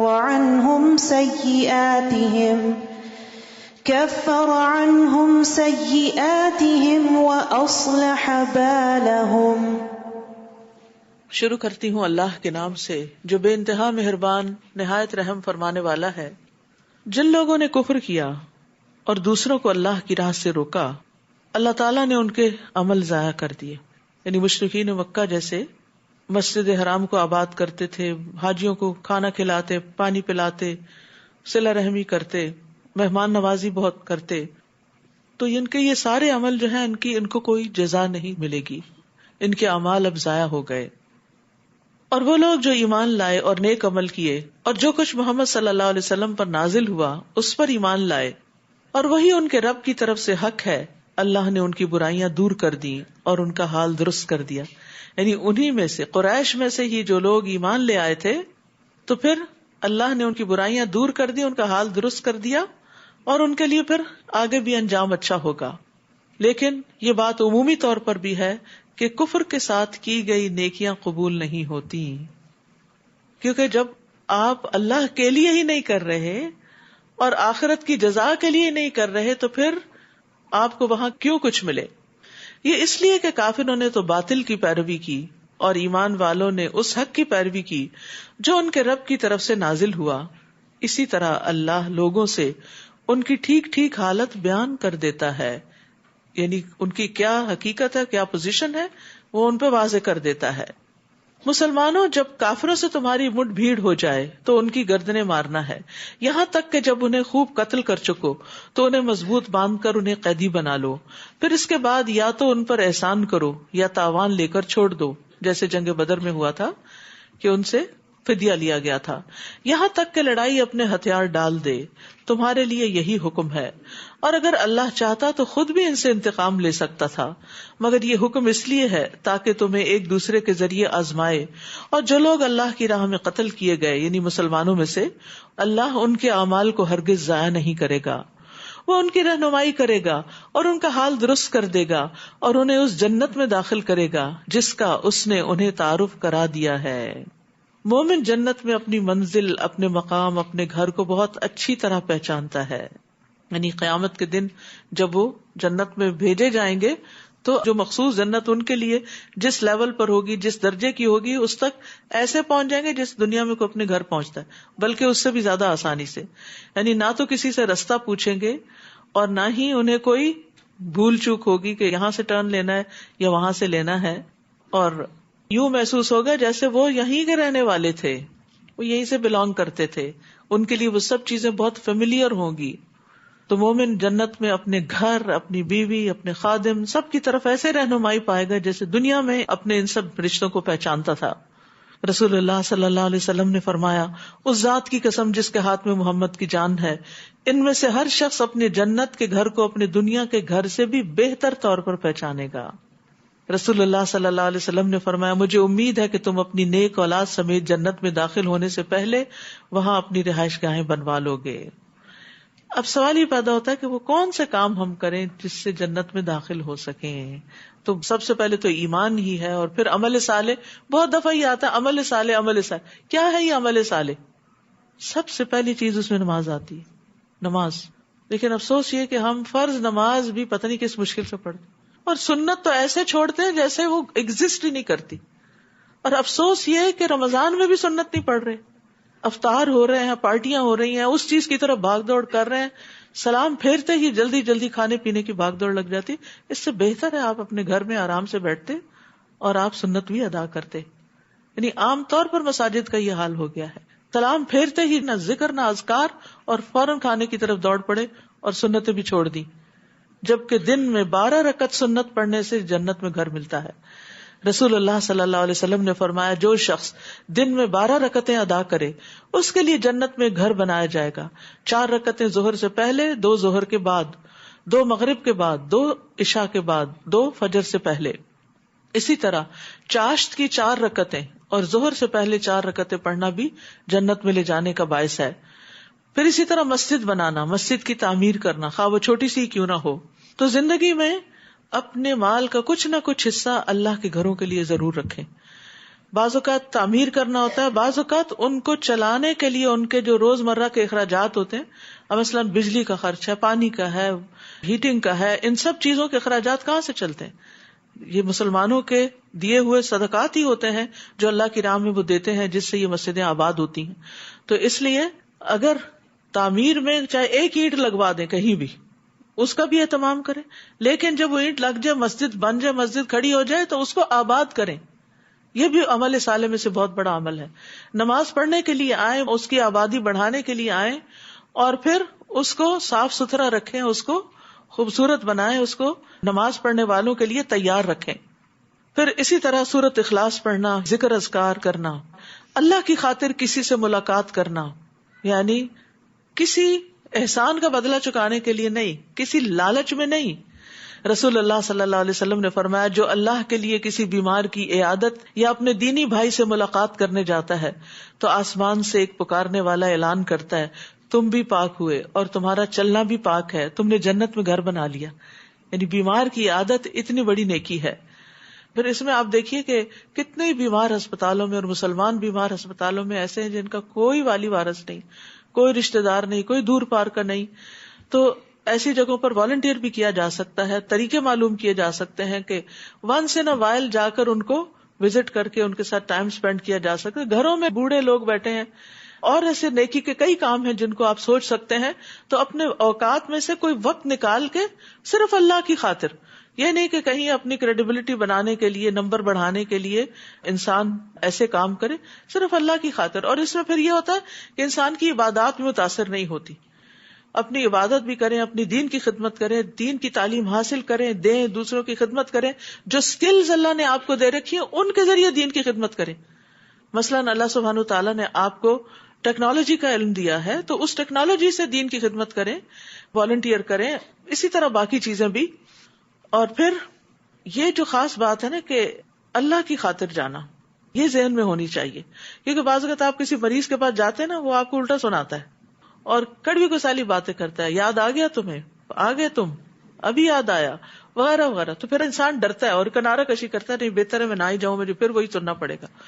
تو اس کے لیے اگر ایک دفعہ مینٹلی تیار ہو جائے نا، یہ تو سننا ہی ہے، سو واٹ، سننا ہی ہے نا، سن چھوڑوں گی، لیکن میں نے نیکی تھوڑی چھوڑنی ہے. تو اس طرح انسان کو حوصلہ پڑتا ہے کہ میں نے اللہ کے لیے جانا ہے. وہ چند باتیں بس ایک کان سے سن کے دوسرے سے نکال کے دل پہ نہ جمائی جائیں، کیونکہ وہ بےچارے کی حالت ایسی، اگر ہم بھی اللہ نہ کرے ایسی حالت میں تو پتہ نہیں ہم اس سے کئی ورسٹ ہی نہ ہو. یعنی ہم دوسروں کے اوپر تو جلدی تنقید کر لیتے ہیں، جب اپنے باری آتی ہے کوئی ریئیکشن کی تو بعض اوقات ہمارے ریئیکشن سب سے زیادہ ورسٹ ہوتے ہیں. پھر اسی طرح صفوں کو پر کرنا جنت میں لے جانے کا باعث ہے. صفیں پر کرنا، اس میں ہم بہت کوتاہی کرتے ہیں، یہ دھیان نہیں رکھتے دائیں بائیں کیا ہو رہا ہے. رسول اللہ صلی اللہ علیہ وسلم نے فرمایا جو شگاف کو پر کرتا ہے اللہ اس کے لیے جنت میں گھر بناتا ہے، اور اس کے ذریعے اس کا درجہ بلند کرتے ہیں. کیونکہ ہم عمل صالح کی بات کرتے رہتے ہیں نا, تو بعض اوقات ہم عمل صالح صرف حج یا عمرہ یا حرم جانے کو سمجھتے ہیں کہ وہ زیادہ عمل صالح ہے. لیکن اگر ہم صف میں کھڑے نماز پڑھ رہے ہیں کسی عام مسجد میں اور اس کا گیپ فل کر رہے ہیں تو شاید یہ عمل صالح نہیں. اگر آپ اللہ کی خاطر اس گیپ کو فل کرتے ہیں تو یہ بھی جنت میں لے جا سکتا ہے. پھر اسی طرح اللہ کی خاطر جھگڑا چھوڑ دینا, اپنے حق سے دستبردار ہو جانا. رسول اللہ صلی اللہ علیہ وسلم نے فرمایا, میں ذمہ دار ہوں ایک محل کا جنت کی ایک جانب میں اس شخص کے لیے جو جھگڑا چھوڑ دے اگرچہ حق پر ہو, اور ایک محل کا جنت کے درمیان میں اس شخص کے لیے جو جھوٹ چھوڑ دے اگرچہ مذاق میں ہو, اور جنت کی اعلیٰ منزلوں میں ایک محل کا اس شخص کے لیے جو اپنے اخلاق کو عمدہ بنا لے. یا ایھا الذین آمنوا ان تنصروا اللہ ینصرکم ویثبت اقدامکم, اے لوگو اگر تم اللہ کے دین کی مدد کرو گے تو وہ تمہاری مدد کرے گا اور تمہیں ثابت قدم رکھے گا, یعنی دین پر جمع کر رکھے گا. یعنی اگر تم اپنی جان سے, مال سے, صلاحیتوں سے, اوقات سے اللہ کے دین کی خدمت کرو گے تو اللہ تعالیٰ تمہیں دین پر جمائے رکھے گا, پھر انشاءاللہ خاتمہ بخیر ہوگا. اور جن لوگوں نے کفر کیا ان کے لیے تباہی ہے اور وہ ان کے اعمال برباد کر دے گا. کفر کے ساتھ نیک اعمال قبول نہیں ہوتے. یہ اس لیے کہ جو کچھ اللہ نے نازل کیا تھا اسے انہوں نے ناگوار سمجھا, اللہ کی باتیں انہیں پسند نہ آئیں تو اللہ نے ان کے اعمال ضائع کر دیے. یاد رکھیے کفر صرف یہ نہیں ہوتا کہ میں اللہ کو نہیں مانتا, یہ بھی کفر میں آ جاتا ہے کہ مانتا تو ہوں لیکن یہ کیا ہے قرآن میں, ایسا کیوں ہے اور ویسا کیوں ہے, یعنی ان احکامات کے ساتھ بغض رکھنا جو اللہ نے نازل کیے اور ان کو ناپسند کرنا, یہ بھی اعمال کے ضائع کرنے کا باعث بن جاتے ہیں. کیا وہ زمین میں چل پھر کر نہیں دیکھتے کہ جو لوگ ان سے پہلے گزر چکے ہیں ان کا کیا انجام ہوا, اللہ نے انہیں تہس نہس کر دیا اور کافروں کے لیے ایسی ہی سزائیں ہوتی ہیں. یہ اس لیے کہ ایمان لانے والوں کا تو حامی اللہ ہے اور کافروں کا کوئی بھی حامی نہیں. جو لوگ ایمان لائے اور نیک عمل کیے, اللہ یقیناً انہیں ایسے باغوں میں داخل کرے گا جن میں نہریں بہ رہی ہیں, اور جو کافر ہیں وہ چند روزہ فائدے اٹھا لیں اور وہ اس طرح کھاتے ہیں جیسے چوپائے کھاتے ہیں اور ان کا ٹھکانہ دوزخ ہے. یعنی جس طرح چوپایوں کو صرف کھانے سے دلچسپی ہوتی ہے تو جو لوگ دنیا کے لیے جیتے ہیں پھر وہ دنیا کے عیش و عشرت اور دنیا کے مزے اور ان میں سب سے بڑا مزہ کھانے کے پیچھے لگے رہتے ہیں. یعنی ان کا پیٹوں اور شرمگاہوں کے سوا اور کوئی مقصد نہیں ہوتا, اور کل آنے والے دن میں جو کچھ ہوگا اس سے وہ غافل ہیں. اور یہ بھی کہا گیا کہ مومن دنیا سے زیادہ راہ لیتا ہے, یعنی دنیا کی زندگی سے اپنی ضرورت کے تحت چیزیں استعمال کرتا ہے, اور منافق مزین ہوتا ہے, یعنی وہ اپنے آپ کو ہر وقت بیوٹیفائی کرنے اور ڈیکوریٹ کرنے کے پیچھے لگا رہتا ہے, اور کافر عیش کرتا ہے. یعنی ہر ایک کا درجہ ہے. اور یہ ایک حقیقت ہے کہ اگر آپ اللہ کا حق اور بندوں کا حق دینے والے ہو جائیں تو پھر اس کے بعد آپ کے پاس اتنا وقت نہیں بچتا کہ آپ اپنے آپ کو یا اپنے گھر کو یا ہر چیز کو صرف سجاتے ہی چلے جائیں. رسول اللہ صلی اللہ علیہ وسلم نے یہ بھی فرمایا, مومن ایک آنت میں کھاتا ہے اور کافر 7 آنتوں میں کھاتا ہے, یعنی خود پیٹ بھر کے کھاتا اور پیتا ہے, اور زیادہ کھانے والے کا انجام اچھا نہیں. ایک شخص نے نبی صلی اللہ علیہ وسلم کے سامنے ڈکار لی. آپ نے فرمایا اپنی ڈکار کو ہم سے دور رکھو, کیونکہ دنیا میں زیادہ پیٹ بھر کے کھانے والے قیامت کے دن سب سے زیادہ بھوکے رہیں گے. تو اس لیے کھانا جب کھائیں تو تھوڑا بھوک رکھ کے کھائیں, اور خصوصاً رمضان میں افطار کے وقت احتیاط سے کھائیں تاکہ آپ کی تراویح اچھی ہو سکے. اور کتنی ہی بستیاں تھیں جو آپ کی اس بستی سے بڑھ کر طاقتور تھیں, جن کے رہنے والوں نے آپ کو نکال دیا ہے. ہم نے انہیں ہلاک کیا تو ان کا کوئی بھی مددگار نہ ہوا. بھلا جو شخص اپنے رب کی طرف سے ایک واضح دلیل پر ہو, اس شخص جیسا ہو سکتا ہے جس کے برے عمل اسے خوشنما بنا کر دکھائے جا رہے ہوں اور وہ اپنی خواہشات کی پیروی کر رہے ہوں. جس جنت کا پرہیزگاروں سے وعدہ کیا گیا ہے اس کی شان یہ ہے کہ اس میں پانی کی نہریں ہیں جو کبھی باسی نہ ہوگا. ٹھہرا ہوا پانی پرانا ہو جاتا ہے نا, تو جنت کی نہروں کا پانی پرانا نہیں ہوگا. اور دودھ کی نہریں ہیں جس کا مزہ کبھی نہیں بدلے گا. دودھ بھی تھوڑی دیر رکھ دے تو ذائقہ خراب ہو جاتا ہے. اور شراب کی نہریں ہیں جو پینے والوں کے لیے لذیذ ہوگی. اور کچھ نہریں صاف شہد کی ہوں گی, یعنی جن میں کوئی بھی میل کچیل نہیں ہوگا, مکھیوں کے پر اور ٹانگیں وغیرہ نہیں ہوگی. نیز ان کے لیے ہر طرح کے پھل ہوں گے اور ان کے رب کی طرف سے مغفرت ہوگی. ایسا شخص کیا ان لوگوں کی طرح ہو سکتا ہے جو ہمیشہ آگ میں رہنے والے ہوں اللہ, اور انہیں پینے کو کھولتا ہوا پانی دیا جائے جو ان کی آنتیں کاٹ کے رکھ دے. اللہ ہم سب کو اس سے بچائے. اور ان میں سے کچھ ایسے ہیں یعنی منافقین جو آپ کی بات کان لگا کے سنتے ہیں، پھر جب تمہارے ہاں سے باہر جاتے ہیں تو ان لوگوں سے جنہیں علم دیا گیا پوچھتے ہیں کہ ابھی ابھی اس نبی نے کیا کہا تھا. یعنی مجلس میں بیٹھتے ہیں تو اس طرح سر ہلا ہلا کے بتاتے ہیں جیسے ہمیں سب سے زیادہ سمجھ آ رہا ہو، لیکن سمجھتے کچھ نہیں، دھیان کہیں اور لگا ہوا ہے، اور باہر جا کے پوچھتے ہیں آج بھلا اہم بات کون سی ہوئی تھی. یہی لوگ ہیں جن کے دلوں پر اللہ نے مہر لگا دی اور وہ اپنی خواہشوں کے پیچھے لگے ہوئے. خواہشات کے پیچھے لگے رہنا ہی دراصل انسان کو دین کے علم میں، سمجھ میں، اللہ اور اس کے رسول کی بات کی سمجھ میں پیچھے کر دیتا ہے. اور جن لوگوں نے ہدایت پائی اللہ ان کو اور زیادہ ہدایت دیتا ہے اور تقوی عطا کرتا ہے. کیا اب یہ لوگ بس قیامت کا انتظار کر رہے ہیں کہ وہ یکدم ان پہ آ پڑے؟ اس کی نشانیاں تو آ چکی ہیں. جب قیامت آ جائے گی تو پھر ان کے لیے نصیحت قبول کرنے کا کون سا موقع باقی رہ جائے گا؟ وہ تو بس جزا کا دن ہے. پھر فَاعْلَمْ أَنَّهُ لَا إِلَهَ إِلَّا اللَّهُ وَاسْتَغْفِرْ لِذَنبِكَ وَلِلْمُؤْمِنِينَ وَالْمُؤْمِنَاتِ وَاللَّهُ يَعْلَمُ مُتَقَلَّبَكُمْ وَمَثْوَاكُمْ. بس آپ جان لیجئے کہ اللہ کے سوا کوئی الہ نہیں. جان لیجئے، علم حاصل کیجئے، اور اپنے لیے نیز مومن مردوں اور عورتوں کے لیے بھی گناہ کی معافی مانگیے. اور اللہ تمہارے چلنے پھرنے کے مقامات کو بھی جانتا ہے اور آخری ٹھکانے کو بھی. تو یہاں عمل سے پہلے علم کی بات ہوئی ہے. سفیان ابن عیینہ سے مروی ہے کہ ان سے علم کی فضیلت کے بارے میں پوچھا گیا کہ اس کے ورچوز کیا ہیں. تو انہوں نے کہا کیا تم نے اللہ کا یہ فرمان نہیں سنا کہ جس کا آغاز ہی اللہ نے علم کے ساتھ کیا، فَاعْلَمْ أَنَّهُ لَا إِلَهَ إِلَّا اللَّهُ وَاسْتَغْفِرْ لِذَنبِكَ. اللہ نے عمل کا حکم علم کے بعد دیا. اسی طرح فرمایا اعلموا انما الحیات الدنیا لعب، جان لو کہ دنیا کی زندگی کھیل تماشے کے سوا کچھ نہیں. ایک اور جگہ پر فرمایا وَاعْلَمُوا أَنَّمَا أَمْوَالُكُمْ وَأَوْلَادُكُمْ فِتْنَةٌ، جان لو تمہارے مال اور اولاد فتنہ ہے. ایک اور جگہ فرمایا وَاعْلَمُوا أَنَّمَا غَنِمْتُم مِّن شَيْءٍ، جان لو کہ بے شک جو بھی تم غنیمت حاصل کرو. پھر اس کے بعد تقسیم کا حکم دیا گیا.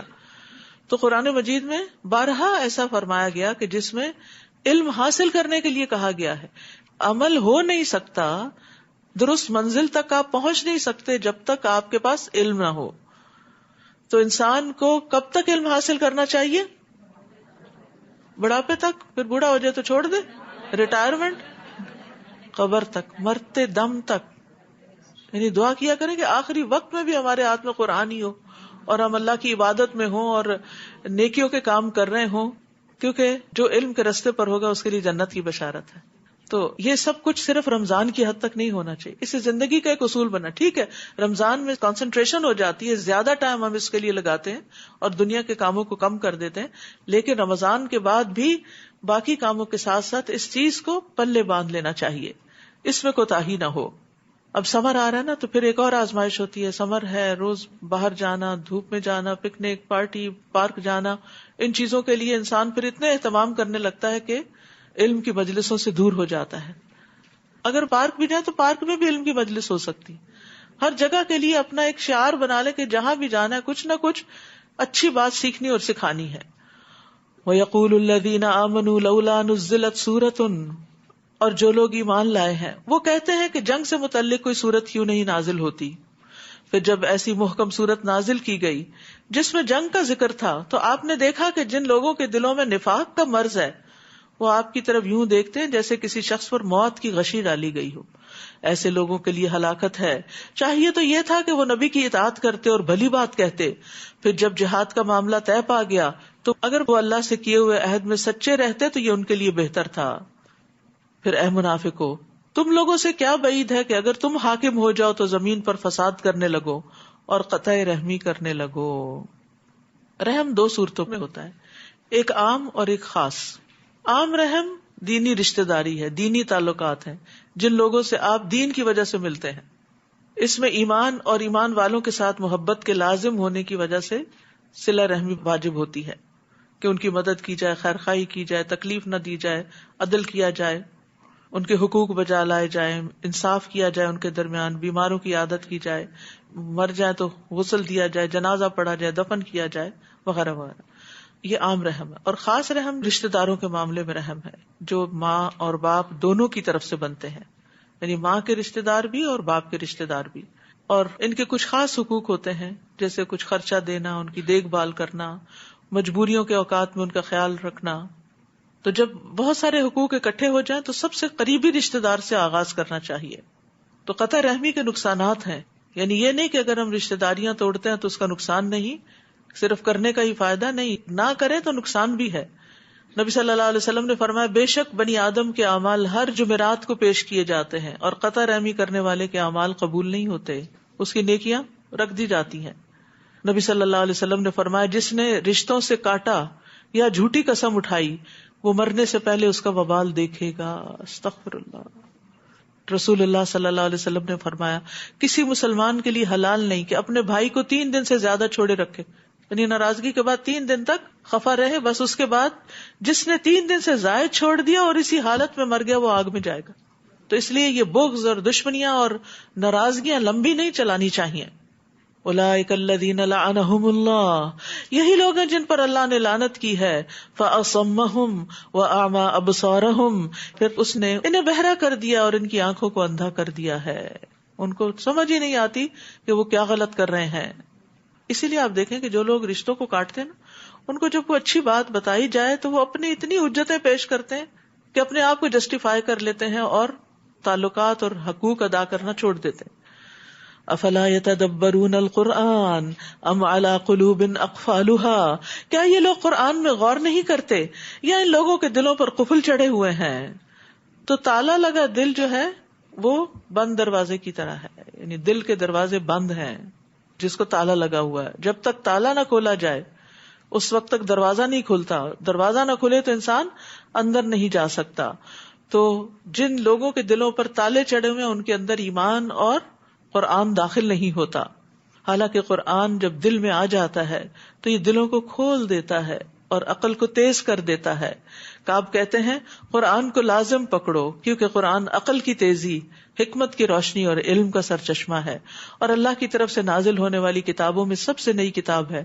اللہ نے تورات میں یہ بات فرمائی ہے کہ اے محمد میں تم پر جدید تورات نازل کروں گا جو نابینا آنکھوں، بہرے کانوں اور غفلت میں پڑے ہوئے دلوں کو کھول دے گی. تو قرآن سے ہی دل کھلتے ہیں.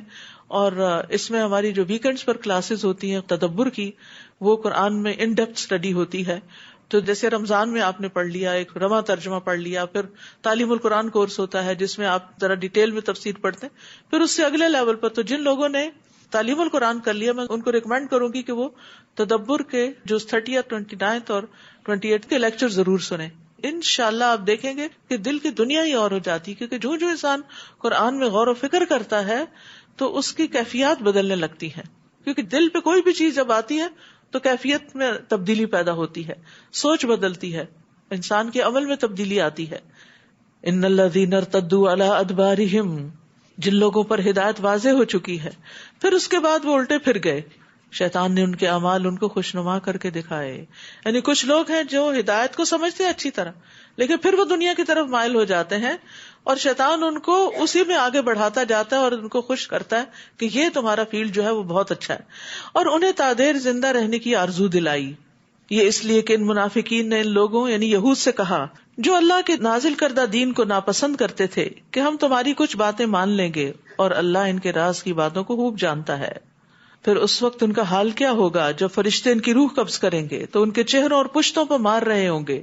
یہ اس لیے کہ وہ ایسی بات کے پیچھے لگ گئے جس نے اللہ کو ناراض کر دیا اور اس کی رضا اختیار کرنا پسند نہ کیا. تو اللہ نے ان سب کے اعمال ضائع کر دیے. اب دیکھیے سورت میں بار بار اعمال کے ضائع ہونے کی بات ہے. اب یہ قرآن میں غور و فکر اور تدبر سے ہی پتہ چلتا ہے کہ کن کن چیزوں سے یا قول سے یا عمل سے انسان کے اعمال ضائع ہو جاتے ہیں. جن لوگوں کے دلوں میں مرض ہے کیا وہ یہ سمجھے ہوئے ہیں کہ اللہ ان کے کینے ظاہر نہیں کرے گا؟ اور اگر ہم چاہیں تو ایسے لوگ آپ کو دکھا دیں اور آپ انہیں ان کے چہروں سے خوب پہچان لیں، تاہم آپ انہیں ان کے انداز کلام سے ہی پہچان لیں گے، اور اللہ تم سب کے اعمال کو خوب جانتا ہے.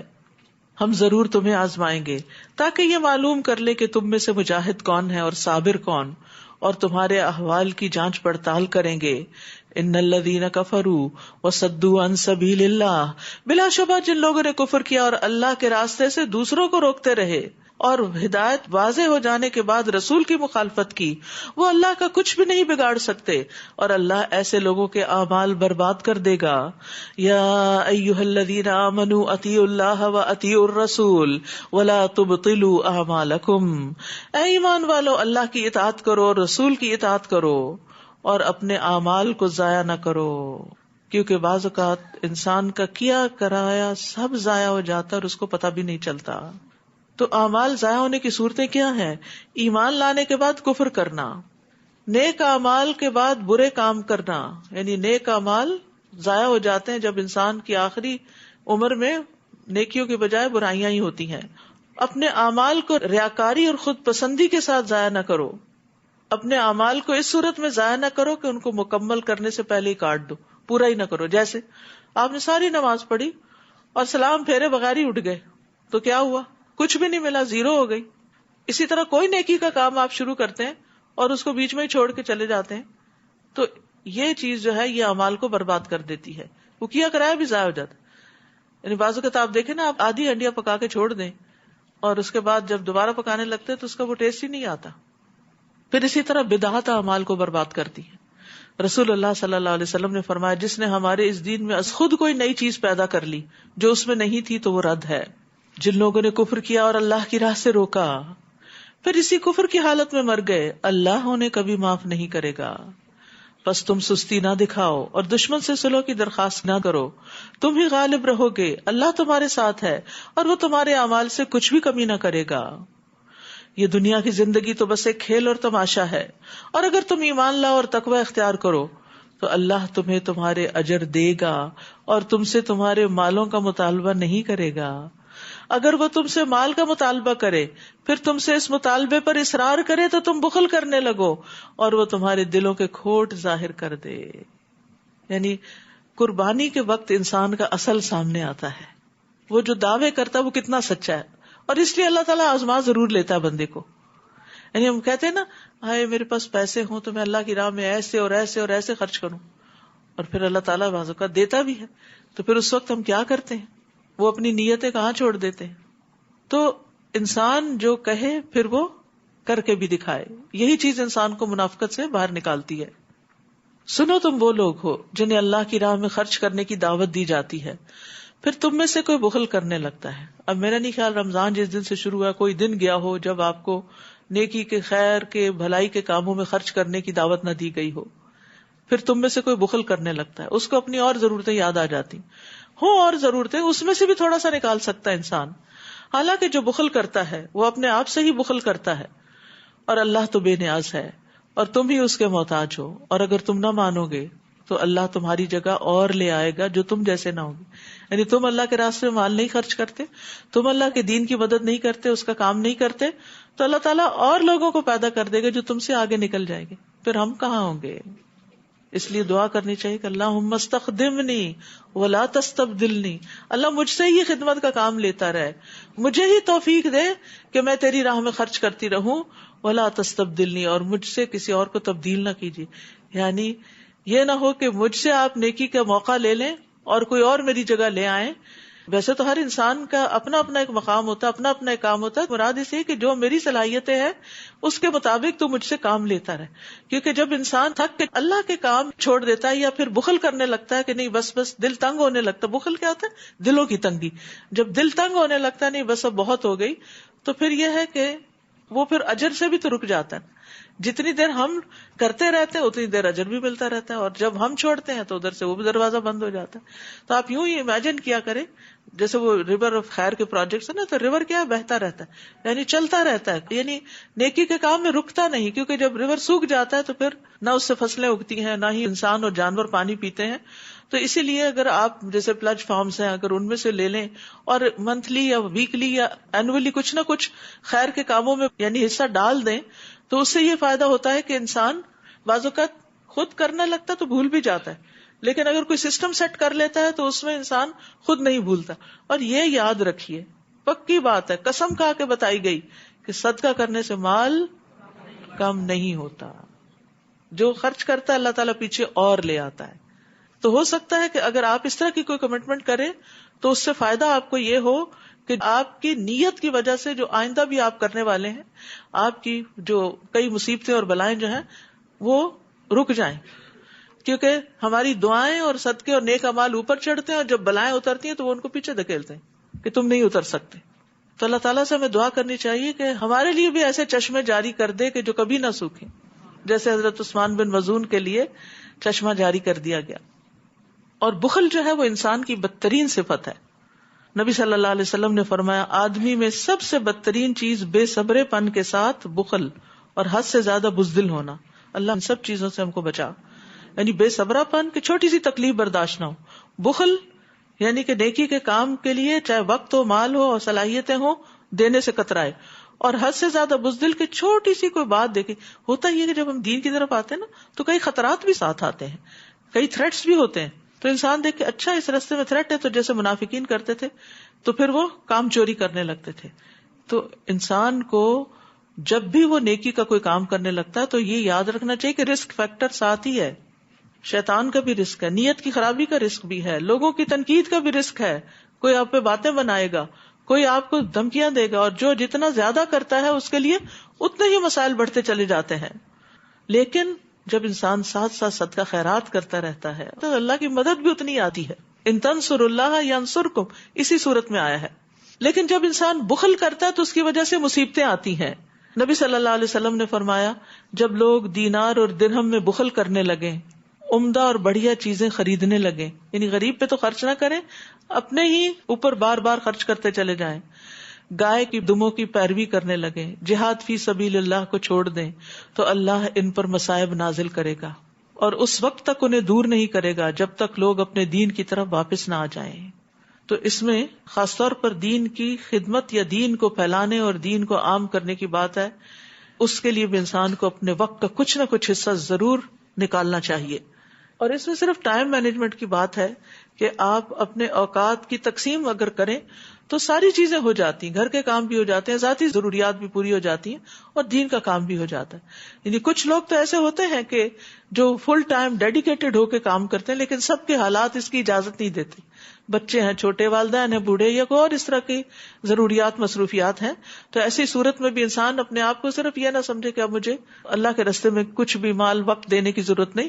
اگر جان نہیں دے سکتے تو مال دے سکتے ہیں، مال نہیں دے سکتے تو اپنی جسمانی خدمات دے سکتے ہیں. سورۃ الفتح. بسم اللہ الرحمن الرحیم. انا فتحنا لك فتحا مبینا ليغفر لك الله ما تقدم من ذنبك وما تأخر ويتم نعمته عليك ويهديك صراطا مستقيما. شروع اللہ کے نام سے جو بے انتہا مہربان نہایت رحم فرمانے والا ہے. انا فتحنا لک فتحا مبینا، اے نبی ہم نے آپ کو واضح فتح عطا کر دی. یہ سورت کریمہ اس وقت نازل ہوئی جب رسول اللہ صلی اللہ علیہ وسلم حدیبیہ سے ذوالقعدہ 6 ہجری میں اس وقت واپس تشریف لا رہے تھے جب مشرکین نے عمرہ ادا کرنے کے لیے آپ کو مسجد حرام جانے سے روک دیا تھا. وہ آپ کے اور بیت اللہ کے درمیان حائل ہو گئے تھے. پھر مصالحت اور معاہدے کی طرف مائل ہوئے کہ آپ اس سال واپس چلے جائیں اور آئندہ سال آ جائیں. تو صحابہ کی ایک جماعت نے اس بات کو سخت ناپسند کیا، لیکن اس کے باوجود آپ نے معاہدہ کر لیا اور اپنے قربانی کے جانوروں کو وہیں نہر کر دیا جہاں آپ محصور تھے. اور پھر آپ واپس تشریف لائے تو راستے میں اللہ تعالیٰ نے صورت نازل کی. اور اگرچہ آپ عمرہ کیے بغیر آئے تھے اور ایسی شرائط پہ صلح کر کے آئے تھے جس پر صحابہ بہت پریشان تھے، ایک بہت بڑی آزمائش تھی، لیکن اللہ سبحانہ وتعالیٰ نے جب صورت نازل کی تو اتنے پازیٹو انداز میں ساری سچویشن کو بدل دیا کہ آپ سمجھتے ہیں یہ ہزیمت تھی، یہ تو بہت بڑی فتح تھی اللہ کی طرف سے. اسی لیے جب آپ حدیبیہ سے واپس آ رہے تھے اور صحابہ پر غم اور پریشانی کے آثار تھے اور انہوں نے حدیبیہ میں ہی جانور ذبح کر دیے تھے، تو اس موقع پر جب سورت نازل ہوئی تو آپ نے فرمایا مجھ پر ایک ایسی آیت نازل ہوئی ہے جو مجھے ساری دنیا سے زیادہ محبوب ہے. صحابہ نے عرض کیا اے اللہ کے رسول، ہم نے جان لیا کہ جو آپ کے ساتھ کیا گیا اس کے بارے میں کیا حکم ہے. تو پھر اللہ تعالیٰ نے یہ آیات نازل کی. تو حدیبیہ سب سے عظیم فتح قرار دی جاتی ہے جس میں مسلمان پیچھے ہو گئے تھے اپنے حق سے. تو بہت دفعہ ایسا ہوتا ہے کہ آپ کبھی کسی جھگڑے کو ختم کرنے کے لیے، کسی مسئلے کے حل کے لیے خود پیچھے ہو جاتے ہیں، کسی اور کو آگے کر دیتے ہیں. تو وقتی طور پر تو انسان کے لیے بہت تکلیف کی بات ہوتی، کسی کی اہمیت کو مان لینا، کسی کو اس کا مقام دے دینا، اس میں انسان بعضوں کو سمجھتا نہیں میری تو اس میں ذلت ہے، لیکن کئی دفعہ اسی سے ہی انسان اور زیادہ آگے بڑھ جاتا ہے. تاکہ اللہ آپ کی سب اگلی پچھلی لغزشیں معاف کر دے اور آپ پر اپنی نعمت پوری کر دے اور آپ کو سیدھی راہ پر چلائے. اللہ سبحانہ وتعالیٰ نے آپ کے لیے مغفرت کا وعدہ کر رکھا تھا، لیکن اس کے باوجود آپ اپنے آپ کو عبادت میں تھکاتے تھے. اگر ہمیں آج کہا جائے کہ آپ کے سارے گناہ معاف ہیں اور جنت آپ کے لیے، تو ہم کیا کریں گے؟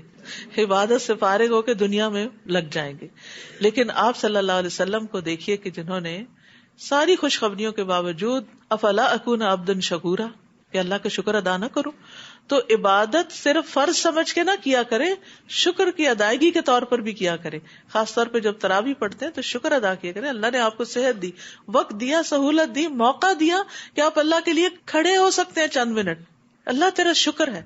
ہر روز شکر ادا کیا کرے تاکہ زندگی کے آخر تک کرتے چلے جائیں. کیونکہ انسان جو بوڑھا ہوتا جاتا ہے نا، پھر اس کو خوف اور گھبراہٹ ہونے لگتی ہے کہ پتہ نہیں اب میں یہ عبادت کر سکوں گا یا نہیں. قدم اٹھانے مشکل ہو جاتے ہیں تو قیام بھی مشکل ہو جاتے ہیں. لیکن اللہ سبحانہ وتعالیٰ شکر کی وجہ سے توفیق دیتا رہے گا. وہی تو ہے جس نے مومنوں کے دلوں میں اطمینان ڈال دیا تاکہ وہ اپنے ایمان کے ساتھ مزید اطمینان کا اضافہ کر لیں. اور آسمانوں اور زمین کے سب لشکر اللہ ہی کے ہیں اور اللہ سب کچھ جاننے والا اور حکمت والا ہے.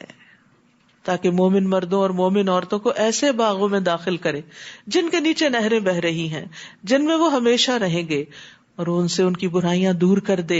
اور یہ اللہ کے نزدیک بڑی کامیابی ہے. سب سے بڑی کامیابی اللہ کے نزدیک کیا ہے؟ جنت میں داخلہ. اور منافق مردوں اور منافق عورتوں اور مشرک مردوں اور مشرک عورتوں کو عذاب دیں. یہاں عورتوں کا ذکر الگ الگ بھی آیا ہے، جو اللہ کے بارے میں برا گمان رکھتے ہیں. بری گردش انہی پر پڑ گئی اور ان پر اللہ کا غضب ہوا. اس نے ان پر لعنت کی اور ان کے لیے جہنم تیار کی جو بہت برا ٹھکانہ ہے. وَلِلَّهِ جُنُودُ السَّمَاوَاتِ وَالْأَرْضِ، آسمانوں اور زمین کے سارے لشکر اللہ ہی کے ہیں اور اللہ ہر چیز پر غالب اور حکمت والا ہے. سبحان اللہ، سارے تو اس کے آگے مسخر ہیں. اس لیے کوئی کام مشکل ہو تو بس اس کو پکاریں کہ اللہ تیرے پاس تو لشکر ہیں، یعنی ہم تو کمزور ہیں لیکن تو سب کچھ کرنے والا ہے، تو میرے لیے حالات میں آسانی پیدا کر دے.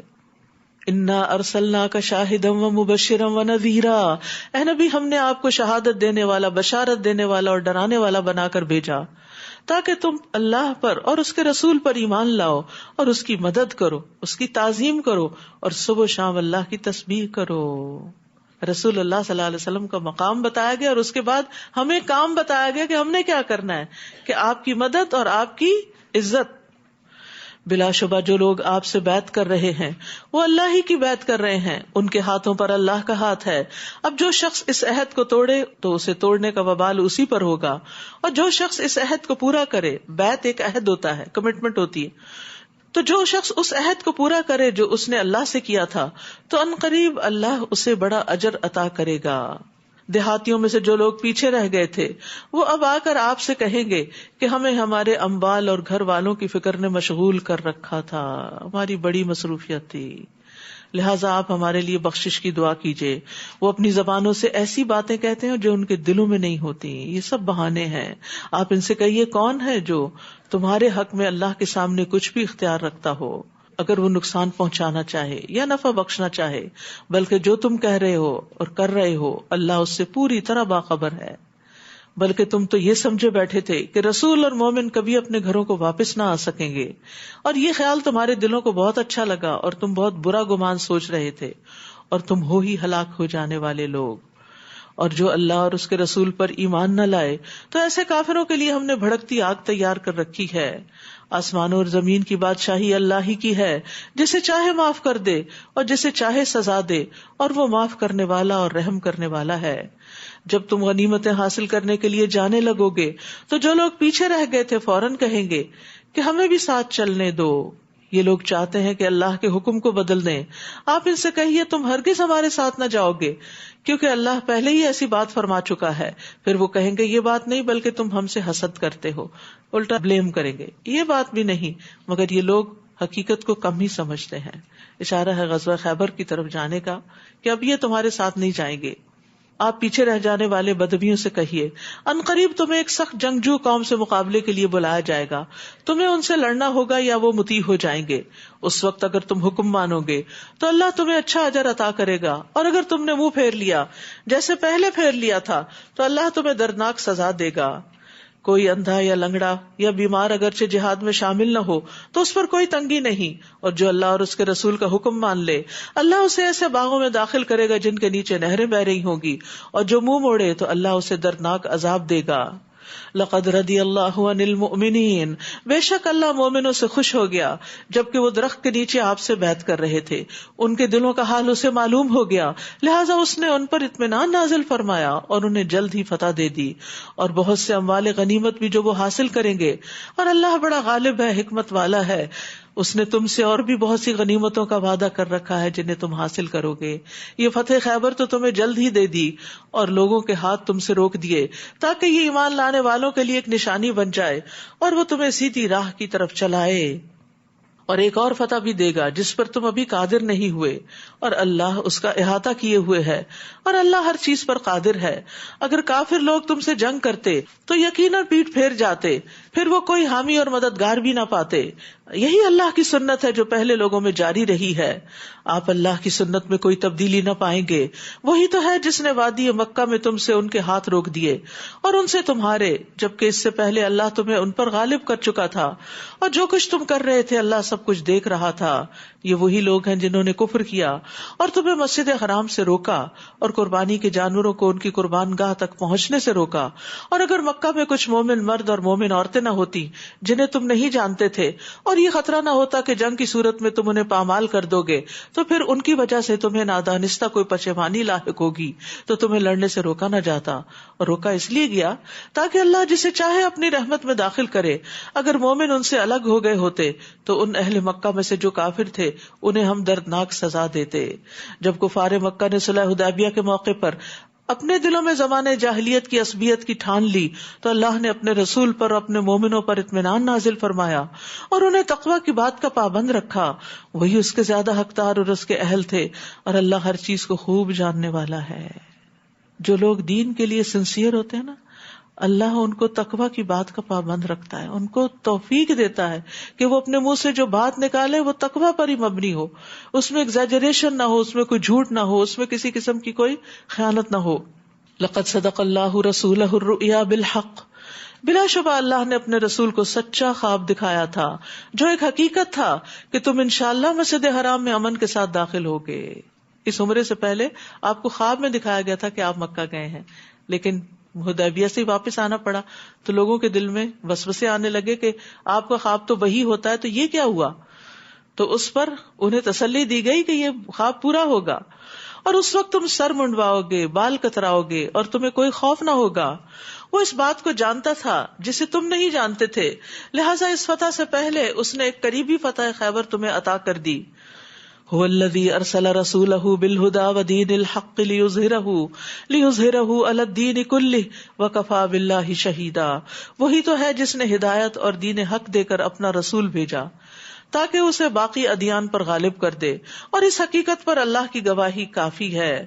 محمد الرسول اللہ والذین معہ اشداء علی الکفار رحماء بینہم تراہم رکعا سجدا یبتغون فضلا من اللہ ورضوانا سیماہم فی وجوہہم من اثر السجود ذالک مثلہم فی التوراۃ. محمد صلی اللہ علیہ وسلم اللہ کے رسول ہیں, جو لوگ آپ کے ساتھ ہیں وہ کافروں پر تو سخت مگر آپس میں رحم دل ہیں, یعنی صحابہ. تم جب دیکھو گے انہیں رکوع اور سجود کرتے ہوئے اور اللہ کے فضل اور اس کی رضامندی کی تلاش کرتے ہوئے دیکھو گے, یعنی جب انہیں دیکھو گے عبادت میں ہی مصروف نظر آئیں گے. کثرت سجدہ کی وجہ سے ان کی پیشانیوں پر امتیازی نشان موجود ہیں. اس کا یہ مطلب نہیں کہ وہ جو سیاسا گٹا پڑ جاتا ہے وہ نشان ہے, یعنی جو شخص سجدوں کی کثرت کرتا ہے اس کے چہرے پر ایک خاص قسم کی روشنی ہوتی ہے اللہ کے آگے جھک جھک کر, یعنی ایک خاص سکینت اور ایک خاص قسم کا اطمینان نظر آتا ہے. کثرت سجدہ کی وجہ سے ان کی پیشانیوں پر امتیازی نشان موجود ہیں. ان کی یہی صفت تورات میں بیان ہوئی ہے اور یہی انجیل میں ہے. جیسے ایک کھیتی ہو جس نے اپنی کومپل نکالی پھر اسے مضبوط کیا، پھر وہ موٹی ہوئی، پھر اپنے تنے پہ کھڑی ہو گئی. اس وقت وہ کسانوں کو خوش کرتی ہے تاکہ کافروں کو ان کی وجہ سے غصہ دلائے.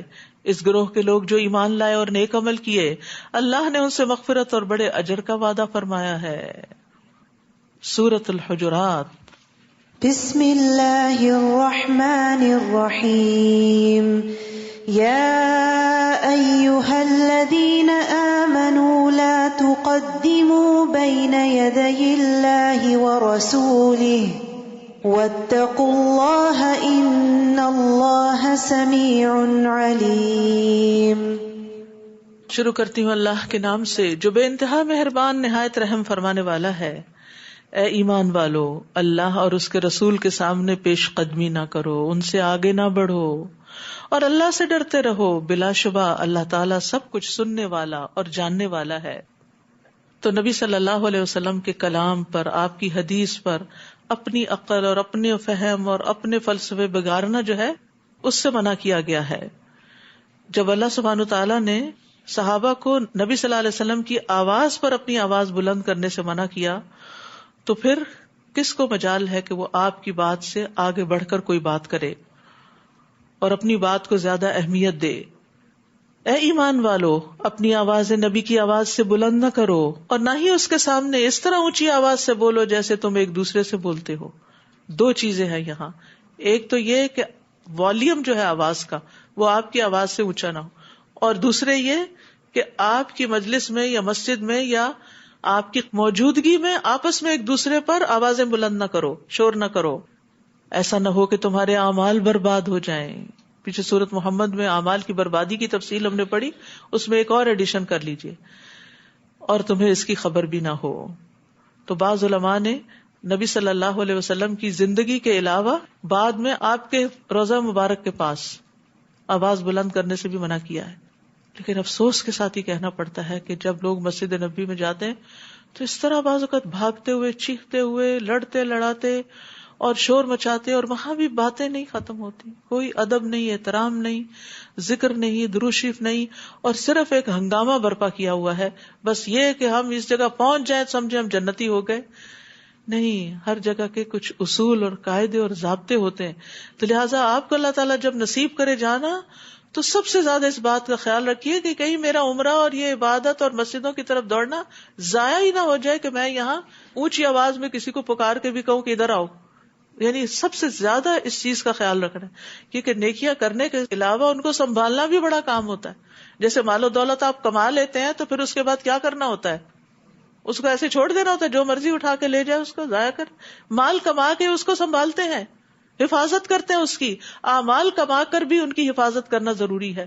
اور ان میں سے ایک نبی صلی اللہ علیہ وسلم کا احترام. اور پھر اس کے بعد تیسرے درجے پر علماء نے یہ کہا ہے کہ جو لوگ نبی صلی اللہ علیہ وسلم کی تعلیمات کی مجلس میں ہو، جہاں آپ کی احادیث پڑھی جا رہی ہیں، یعنی قرآن تو ویسے ہی خاموشی سے سننا چاہیے، جنہوں نے سمجھ لیا تھا کہ خاموش ہو کے یہ قرآن سننا چاہیے، تو اسی طرح حدیث کی مجلس میں بھی خاموشی اختیار کرنی چاہیے. بعض اوقات کیا ہوتا ہے، مسجد میں تراویح ہوئی، 2 تراویح کے بعد خاطرہ ہو رہا ہوتا ہے. کئی مساجد میں ہوتا ہے، یہ پہلے ہوتا تھا. اب کیا ہے، وہ امام صاحب یا جو بھی اسپیکر ہے وہ بول رہا ہے، حدیث سنا رہا ہے، اور لوگ باتوں پہ باتیں کیے چلے جا رہے ہیں. یہ بھی اس کے خلاف ہے. اس سے بھی اعمال ضائع ہو سکتے ہیں. حدیث سنانے والا کوئی بھی ہے، بھلے وہ آپ سے چھوٹا ہے، آپ اس کو کوئی اہمیت نہیں دیتے، لیکن جب وہ اللہ اور اس کے رسول کی بات کر رہا ہے تو چپ ہو جاؤ. اسی طرح جمعے کے خطبے میں کسی کو یہ کہنا کہ چپ ہو جائے، یہ بھی لغو بات ہے. تو ہمارا دین ہمیں ایک ادب سکھاتا ہے، اور اگر یہ ادب نہیں تو کیے کرائے پہ پانی پھر رہا ہے. اذان ہو رہی ہے، ہم شور مچا رہے ہیں، اسپیکر بول رہے ہیں، ہم شور مچا رہے ہیں، نہ دیکھتے ہیں کوئی عالم ہے، کوئی بڑا ہے، کوئی چھوٹا ہے. یہ کیا دین ہے؟ ہمارے دین کا امتیازی نشان ادب اور احترام ہے. ہمارا دین اس طرح کا آزادی والا دین نہیں کہ جس میں جس کو جو چاہے کہہ دو.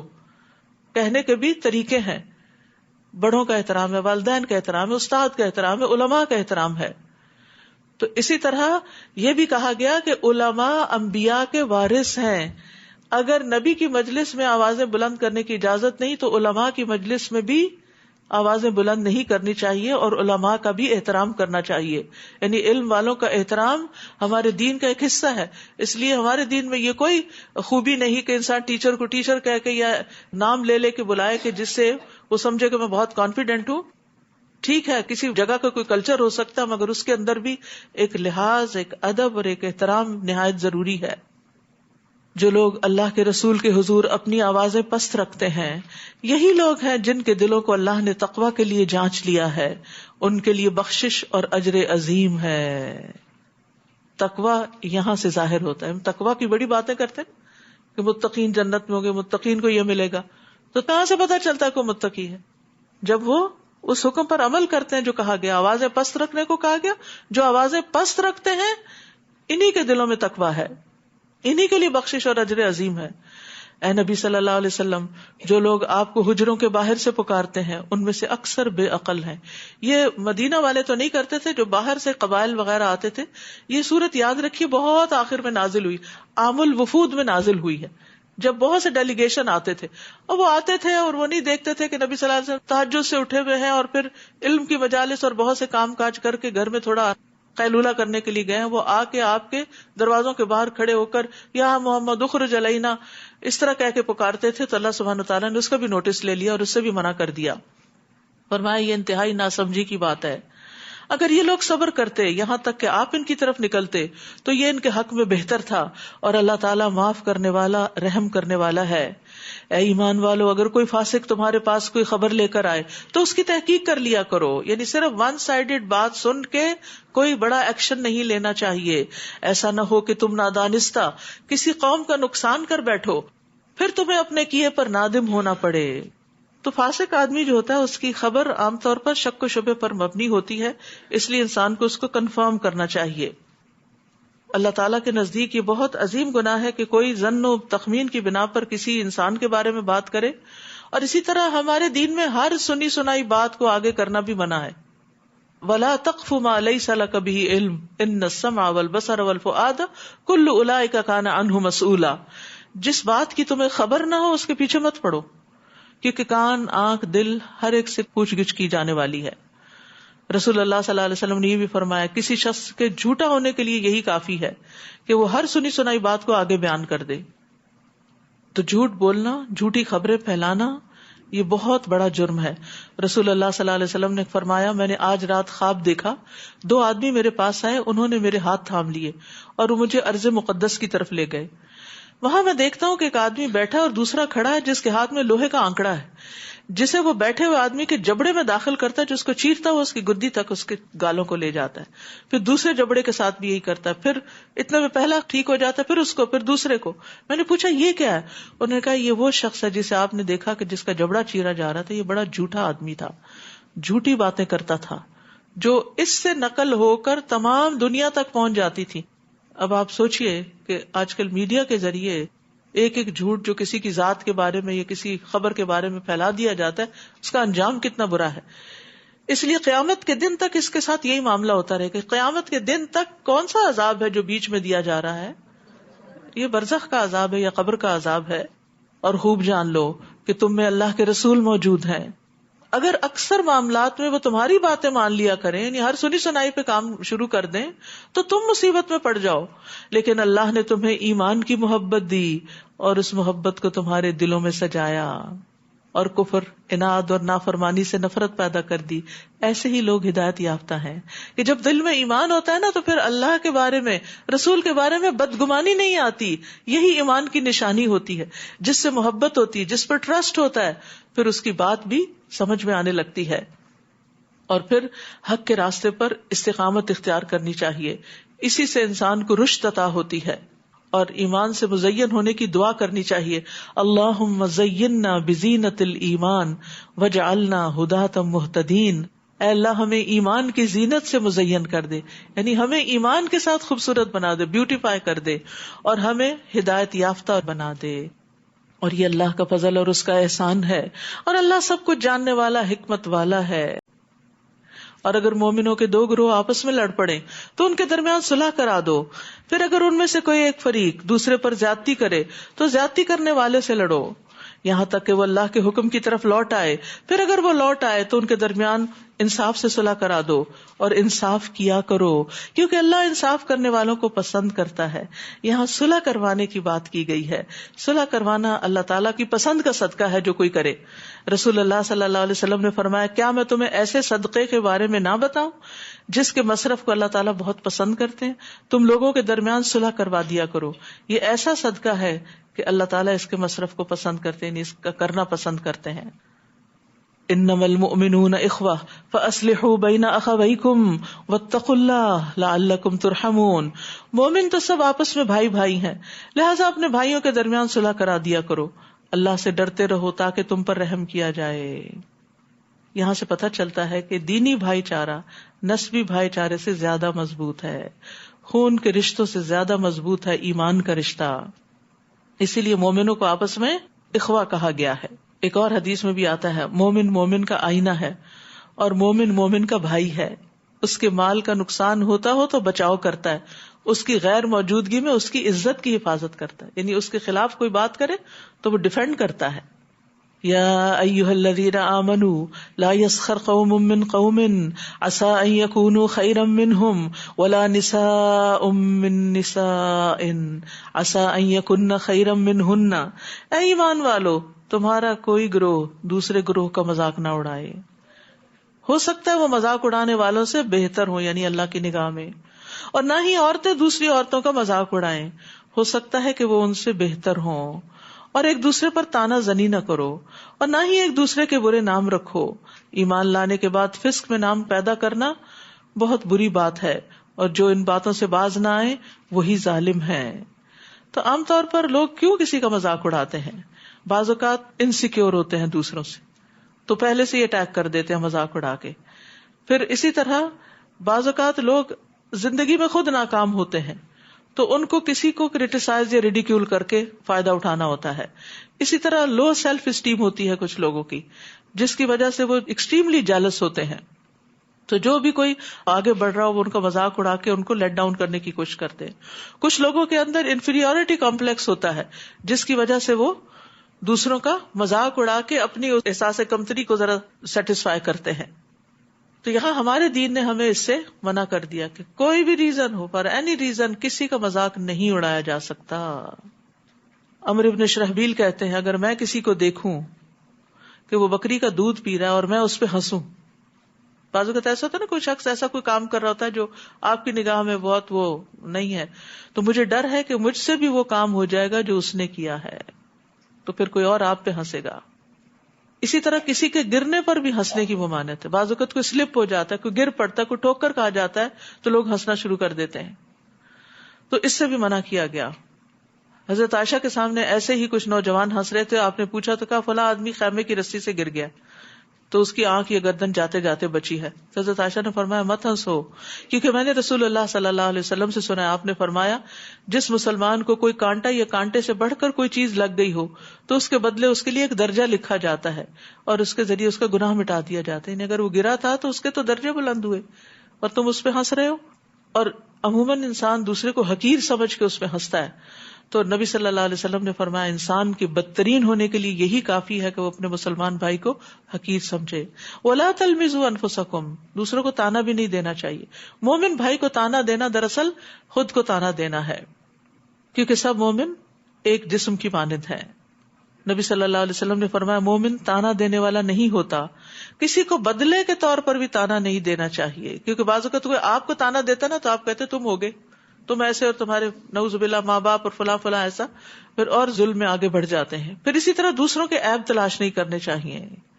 نبی صلی اللہ علیہ وسلم نے فرمایا تم ایک دوسرے سے قطع تعلق ہی نہ کرو, نہ ایک دوسرے سے روگردانی کرو, اور نہ کسی کے عیب تلاش کرو, اور نہ ہی تم میں سے کوئی کسی کی بیع پر بیع کرے, اور اللہ کے بندو بھائی بھائی بن جاؤ. نبی صلی اللہ علیہ وسلم نے فرمایا سب سے بڑا سود یہ ہے کہ آدمی ناحق کسی مسلمان کی عزت سے کھیلے.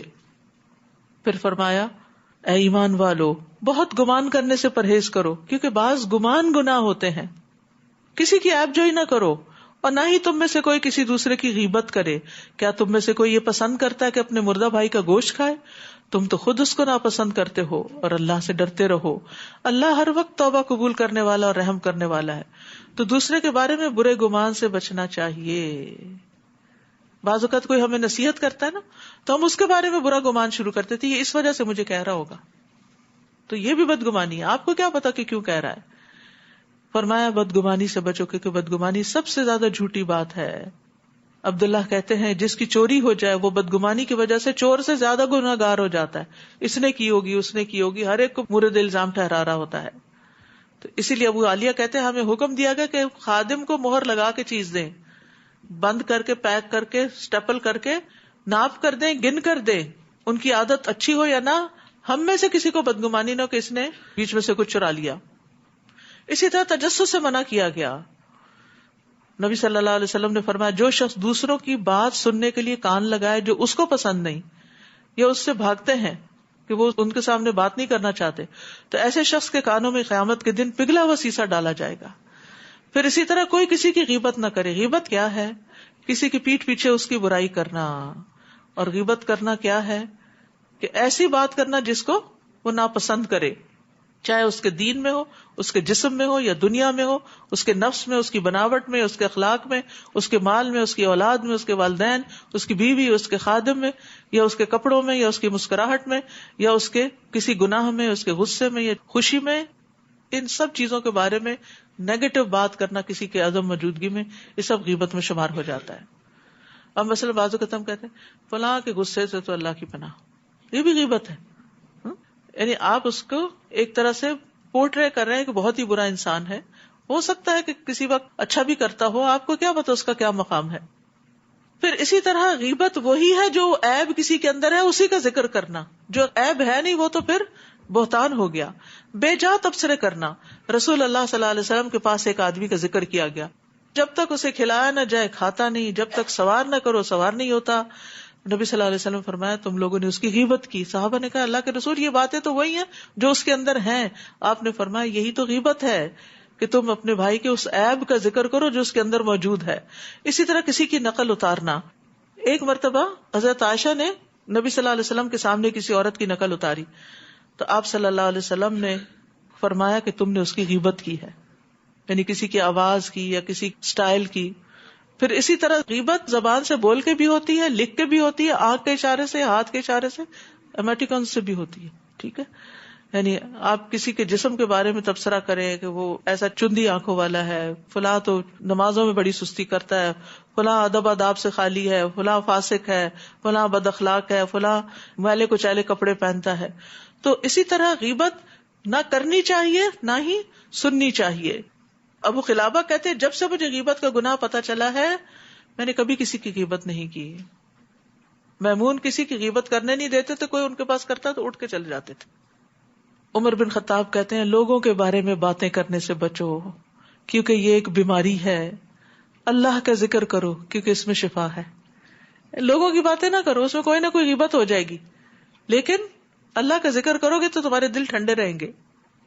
عمر بن عبید سے کہا گیا فلاں آدمی نے آپ کے بارے میں اتنی عیب جوئی کی کہ ہمیں آپ پر رحم آنے لگا، تو انہوں نے کہا اس سے بچو اور اس پر رحم کھاؤ، یعنی اس کو باتیں کرنے کا موقع نہ دو۔ یا ایھا الناس انا خلقناکم من ذکر و انثی، اے لوگوں ہم نے تمہیں ایک مرد اور ایک عورت سے پیدا کیا اور تمہاری ذاتیں اور قبیلے اس لیے بنائے تاکہ تم ایک دوسرے کو پہچان سکو، ورنہ اللہ کے نزدیک سب سے زیادہ قابل عزت وہی ہے جو تم میں سب سے زیادہ پرہیزگار ہو۔ یہ اوپر والی ساری اخلاقی برائیوں سے بچتا ہو تو وہ متقی ہوگا۔ بلا شبہ اللہ سب کچھ جاننے والا اور باخبر ہے۔ تو یہ ذات پات کے جو قصے ہیں نا اور قبیلوں اور کنبوں کی وجہ سے فخر جتانا یہ بھی ناپسندیدہ ہے۔ عزت کسی خاص قبیلے یا کلان سے ہونے کی وجہ سے نہیں ہوتی، عزت ہوتی ہے اللہ کے ہاں تقویٰ کی وجہ سے۔ بدویوں نے کہا ہم ایمان لے آئے، آپ ان سے کہیے تم ایمان نہیں لائے بلکہ یوں کہو کہ ہم مسلمان ہو گئے، اور ابھی تک ایمان تو تمہارے دلوں میں داخل ہی نہیں ہوا، اور اگر تم اللہ اور اس کے رسول کی اطاعت کرو تو اللہ تمہارے اعمال سے کچھ بھی کمی نہیں کرے گا، اللہ یقیناً بخشنے والا اور رحم کرنے والا ہے۔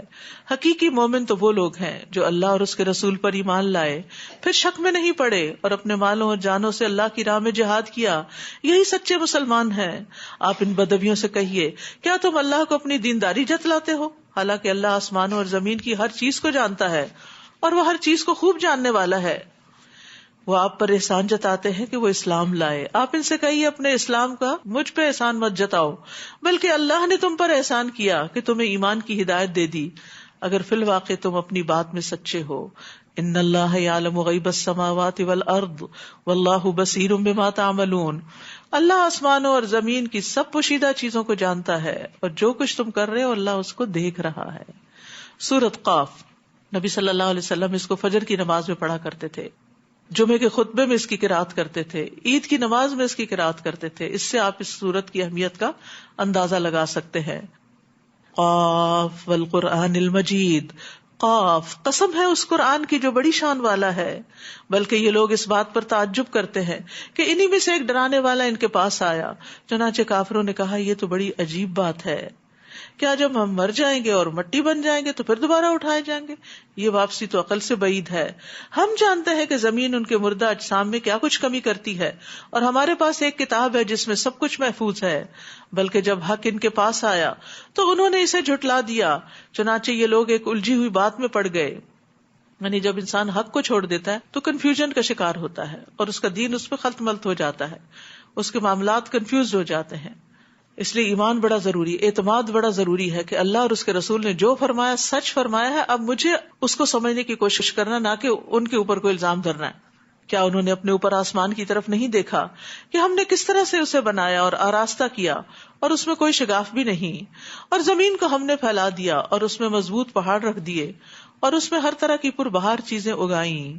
ان چیزوں میں ہر رجوع کرنے والے بندے کے لیے بصیرت اور سبق حاصل کرنے کا سامان ہے. اور ہم نے آسمان سے برکت والا پانی نازل کیا جس سے ہم نے باغ اگائے اور اناج بھی جو کاٹا جاتا ہے. تو اس لیے کبھی چند قطرے اوپر پڑ جائیں بارش کے تو پریشان نہ ہوا کرے، خوش ہوا کرے. اللہ یہ کہ بہت ٹھنڈ ہو، کیونکہ اللہ نے اس پانی کو بابرکت کہا نا، تو یہ بیماریوں کا علاج بھی ہو سکتا ہے. اور کھجور کے بلند و بالا درخت بھی جن پہ تہ بتہ خوشے لگتے ہیں، یہ بندوں کے لیے رزق ہے. اور اس پانی سے ہم ایک مردہ زمین زندہ کر دیتے، تو جن کے دل مردہ ہو چکے ہوں وہ اس سے دلوں کی زندگی کا سامان کریں. تمہارا زمین سے دوبارہ نکلنا بھی اسی طرح ہوگا. ان لوگوں سے پہلے قوم نوح، کنویں والے اور سمود نے جھٹلایا، اور عاد اور فرعون اور قوم لوط نے بھی، اور درختوں کے جھنڈ والوں اور تبا کی قوم نے بھی، ہر ایک نے رسولوں کو جھٹلایا تو ان پر میرا وعدہ عذاب پورا ہو کر رہا. افعینا بالخلق الاول بل ہم فی لبس من خلق جدید. کیا ہم پہلی بار پیدا کرنے سے تھک گئے ہیں؟ بلکہ اصل بات یہ ہے کہ یہ لوگ اثر نو پیدائش کے متعلق شک میں پڑے ہوئے ہیں. وَلَقَدْ خَلَقْنَا الْإِنسَانَ وَنَعْلَمُ مَا تُوَسْوِسُ بِهِ نَفْسُهُ وَنَحْنُ أَقْرَبُ إِلَيْهِ مِنْ حَبْلِ الْوَرِيدِ. ہم نے انسان کو پیدا کیا اور جو کچھ اس کے دل میں وسوسہ گزرتا ہے ہم تو اسے بھی جانتے ہیں. اللہ اکبر. دلوں میں جو خیال آتا ہے سب اللہ کو پتہ چل جاتا ہے، اور اس کے گلے کی رگ سے بھی زیادہ اس کے قریب ہے، شہ رگ سے بھی زیادہ قریب ہے. یعنی کوئی ہمیں اس طرح نہیں جانتا جس طرح اللہ جانتا ہے. اس لیے باتیں کر کر کے لوگوں کو اپنے بارے میں تسلی دلانے سے کوئی فائدہ نہیں. اللہ کے سامنے سچا ہونے کی ضرورت ہے. اللہ تعالیٰ ظاہر اور باطن میں ہماری نگرانی کر رہا ہے، اسی لیے ہمیں ظاہر اور باطن دونوں میں اللہ کا تقوی اختیار کرنا چاہیے، اور فرشتوں کی نگرانی کو بھی ملحوظ خاطر رکھنا چاہیے. جب دو فرشتے ضبط تحریر میں لانے والے اس کے دائیں اور بائیں بیٹھے سب کچھ ریکارڈ کرتے جاتے ہیں. ما یلفظ من قول الا لدیہ رقیب عتید. وہ کوئی بات منہ سے نہیں نکالتا مگر اس کے پاس ایک تیار نگران موجود ہوتا ہے. ہر بات لکھی جاتی ہے، ہر بات لکھی جاتی ہے. وجاءت سکرۃ الموت بالحق ذلک ما کنت منہ تحید. اور یہ حقیقت کھولنے کے لیے موت کی بے ہوشی آ پہنچی. یہی وہ بات ہے جسے تو اے انسان گریز کرتا رہا. انسان موت کے بارے میں سوچنا نہیں چاہتا، اور موت سے کوئی بچنے والا نہیں. ہم جتنا مرضی اس سے بھاگ لیں. قل ان الموت الذی تفرون منہ فانہ ملاقیکم. جس موت سے تم بھاگتے ہو وہ یقیناً تم سے ملنے والی ہے. لیکن یاد رکھیے موت کی اپنی تکلیفیں بھی ہیں، اس لیے خاص دعا کرنی چاہیے کہ اللہ تعالیٰ ہمیں ان سے محفوظ رکھے. وَنُفِخَ فِي الصُّورِ ذَلِكَ يَوْمُ الْوَعِيدِ. پھر جب سور پھونکا جائے گا تو اس سے کہا جائے گا یہی عذاب کے وعدے کا دن ہے.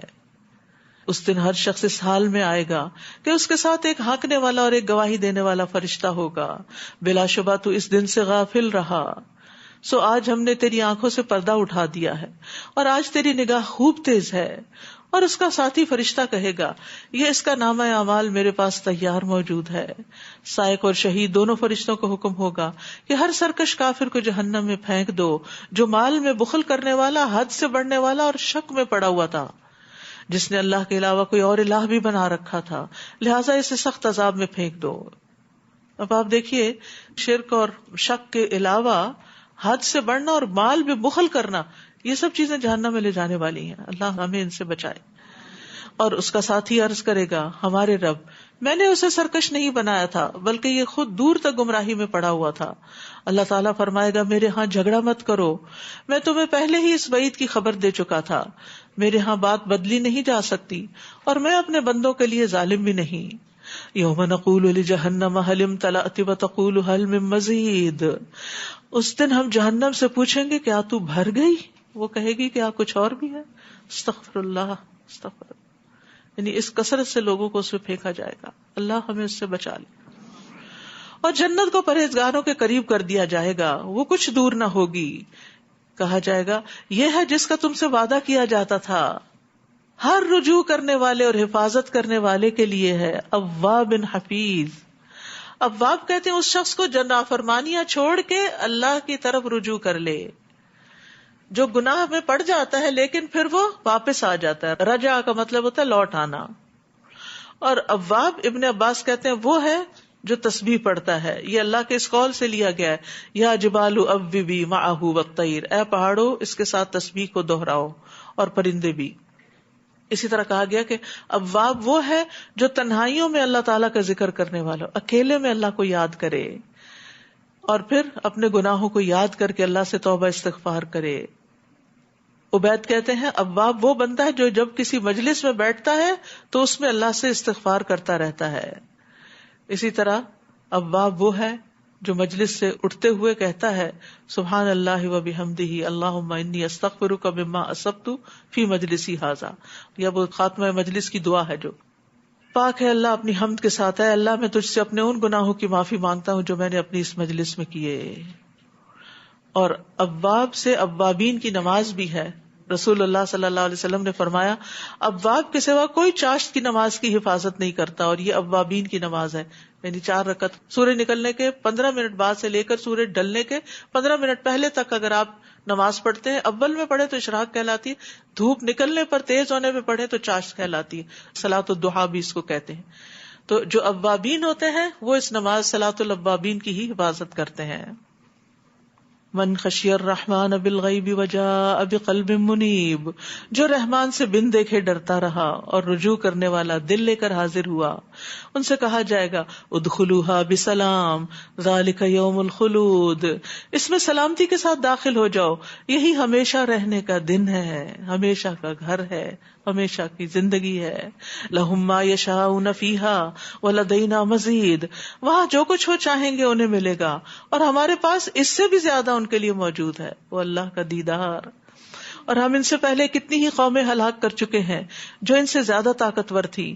جب عذاب آیا تو انہوں نے ملک کا کونا کونا چھان مارا کہ انہیں کہیں پناہ کی جگہ مل سکے، لیکن کہیں نہ ملی. اس میں ہر اس شخص کے لیے عبرت ہے جو دل رکھتا ہو یا حاضر دل کے ساتھ متوجہ ہو کر بات سنے. کیا بات کہ جب اللہ کا عذاب آتا ہے تو کوئی بچا نہیں سکتا، کہیں انسان پناہ نہیں لے سکتا. اور ایک اور بات یہ پتہ چلتی کہ نصیحت اس کو فائدہ دیتی ہے جو دل لگا کے بات سنتا ہے، جو کان لگا کے بات سنتا ہے اور جو حاضر دماغ ہوتا ہے. لمن کان لہ قلب او القى السمع وهو شہید. ہم نے آسمان و زمین اور جو کچھ ان کے درمیان ہے سب چیزوں کو 6 دن میں پیدا کیا اور ہمیں تھکاوٹ محسوس تک نہ ہوئی. فاصبر علی ما یقولون وسبح بحمد ربک قبل طلوع الشمس وقبل الغروب. پس اے نبی صلی اللہ علیہ وسلم جو کچھ یہ کہہ رہے ہیں اس پر صبر کیجیے اور اپنے رب کی حمد کے ساتھ سورج طلوع ہونے سے پہلے اور سورج غروب ہونے سے پہلے تسبیح کیجیے. یہ قرآن کا حکم بھی ہے، نبی صلی اللہ علیہ وسلم نے بھی اس کی تاکید کی ہے. اور یہ 2 اوقات تسبیح کے ہیں، جو ان میں تسبیح کر لیتا ہے وہ اس دن سب سے زیادہ افضل اعمال لے کر آتا ہے، الا یہ کہ کسی اور نے بھی اس جیسی تسبیح کی ہو. تو تسبیحات کی فضیلت آپ کو بار بار بتائی جاتی رہی ہے. اللہ کے محبوب ترین کلمے ہیں، ایک بار تسبیح پڑھنے سے زمین آسمان بھر جاتا ہے. اور نیکیاں ملتی ہیں. دن میں 100 مرتبہ سبحان اللہ کہنے سے 1000 نیکیاں ملتی ہیں، 1000 گناہ مٹتے ہیں. پھر اسی طرح جس نے سورج طلوع ہونے اور غروب ہونے سے پہلے سبحان اللہ 100 بار کہا تو یہ 100 اونٹوں سے بہتر ہے اس کے لیے. یقین کریں کہ 2 منٹ سے زیادہ شاید آپ کے نہ لگے. سبحان اللہ سبحان اللہ سبحان اللہ 100 دفعہ. چھوٹا عمل ہے، بہت بڑی جزا ہے، لیکن ہم اس وقت کاموں میں، باتوں میں، سوشلائزنگ میں اتنے مصروف ہوتے ہیں. اب جیسے مسجدوں میں افطاریاں ہو رہی ہوتی ہیں کہ افطار سے پہلے کیا ہو رہا ہوتا ہے؟ وہ ذکر اور تسبیح کا وقت ہے. ٹھیک ہے کچھ لوگ سرو کرنے کے لیے ارینجمنٹس کر رہے ہوتے ہیں، تھوڑا سا ارینجمنٹس کو اور پہلے کر لیں. آخری چند گھڑیاں جو ہیں وہ ٹوٹلی سب مل کے بیٹھ کے سکینت کے ساتھ اللہ کے ذکر میں گزاریں، کیونکہ یہ کمائی کے دن ہے. یعنی اگر 10 منٹ پہلے کام شروع کر لیں گے تو 10 منٹ پہلے فارغ بھی تو ہو جائیں گے نا. تو 10 منٹ ہی دے دیں اور اس وقت اللہ کا ذکر اور تسبیح اور دعائیں کریں. وَمِنَ اللَّيْلِ فَسَبِّحْهُ وَأَدْبَارَ السُّجُودِ، اور رات کو اور سجدے کے بعد بھی اس کی تسبیح کیجیے، یعنی نماز کے بعد بھی تسبیح کیجیے. یہ جو نماز کے بعد کی تسبیح کا فائدہ ہے بہت زبردست. یہ طریق الی الجنہ کے کارڈ میں دیا گیا ہے کہ جنت میں لے جانے والے اعمال میں سے ایک ہے کہ 33 دفعہ سبحان اللہ اور 33 دفعہ الحمدللہ، 34 دفعہ اللہ اکبر کہہ کے لا الہ الا اللہ وحدہ لا شریک لہ پڑھے تو یعنی کتنا زیادہ اجر و ثواب کا باعث ہے. پوری حدیث لکھی ہوئی وہاں سے دیکھ لیجیے. یوم یسمعون الصیحۃ بالحق ذلک یوم الخروج. اور توجہ سے سنیے، جس دن پکارنے والا قریب سے ہی پکارے گا وہ سب لوگ اس زوردار آواز کو ٹھیک ٹھیک سن لیں گے. یعنی سور کی آواز کسی سے چھپی نہیں رہ جائے گی. یہ الارم نہیں ہے کہ جس کو آج آپ نے سنا نہیں تو اٹھ نہ پائے. یہی زمین سے دوبارہ نکلنے کا دن ہوگا.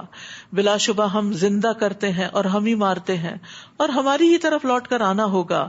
جس دن زمین ان پر سے پھٹ جائے گی اور وہ جھٹ پٹ نکل کھڑے ہوں گے. یہ اس طرح جمع کرنا ہمارے لیے بہت آسان ہے. یہ جو کچھ کہہ رہے ہیں ہم اسے خوب جانتے ہیں، آپ ان پر جبر تو نہیں کر سکتے.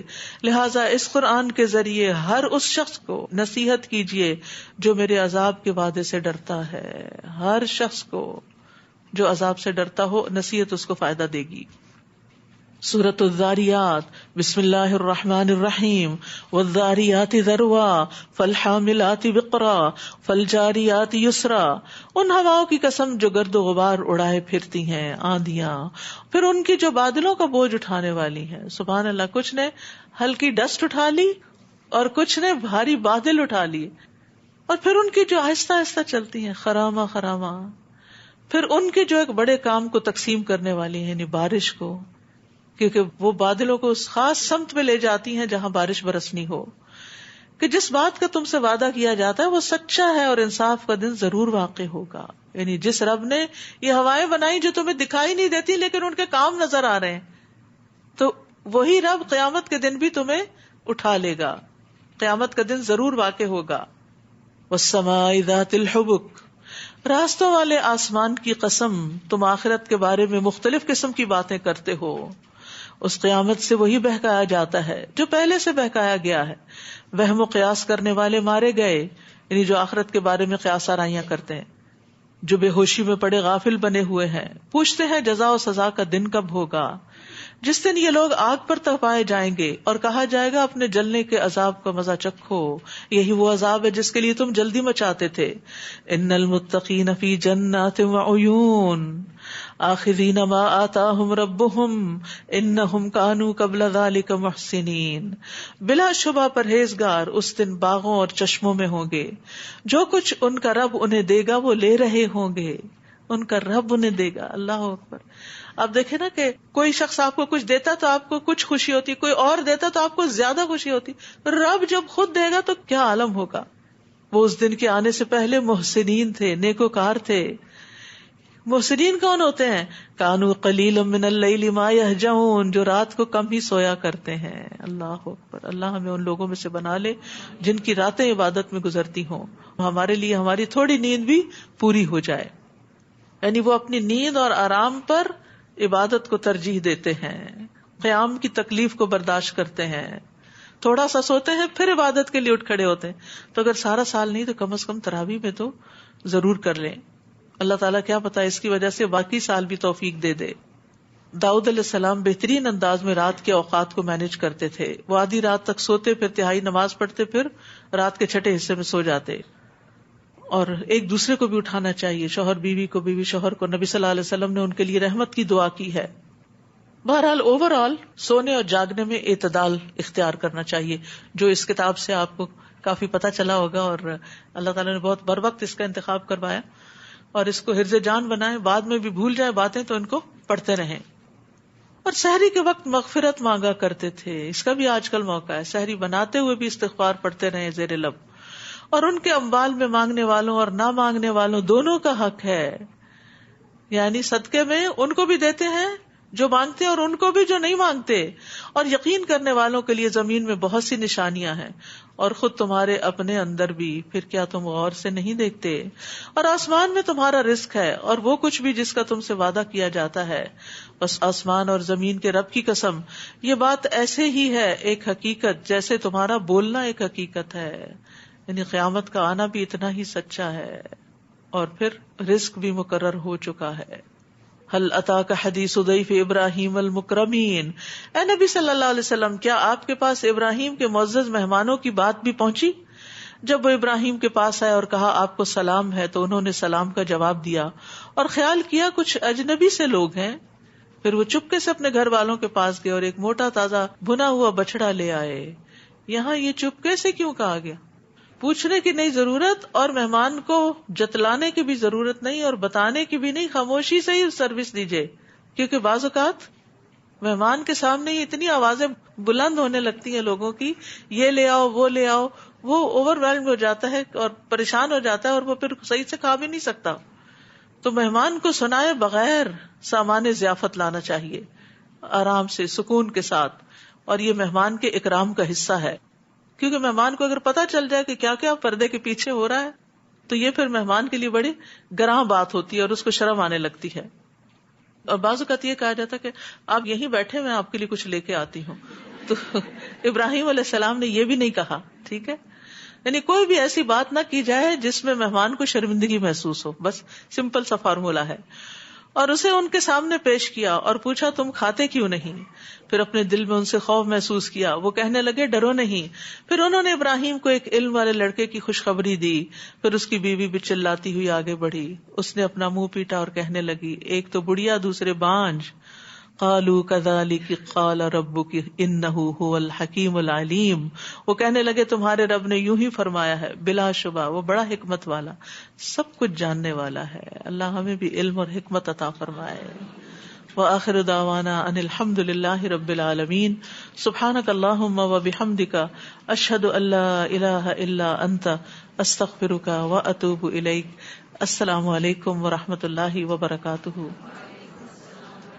بارے کے اہم نکات: لوگوں کے بارے میں باتیں نہ کرو، اس میں بیماری ہے، اللہ کا ذکر کرو جس میں شفا ہے۔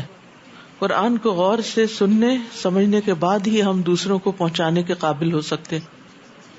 شیطان انسانوں کو علم کے راستے سے روکتا ہے تاکہ وہ گمراہیوں کے اندھیروں میں ٹھوکریں کھاتے رہیں۔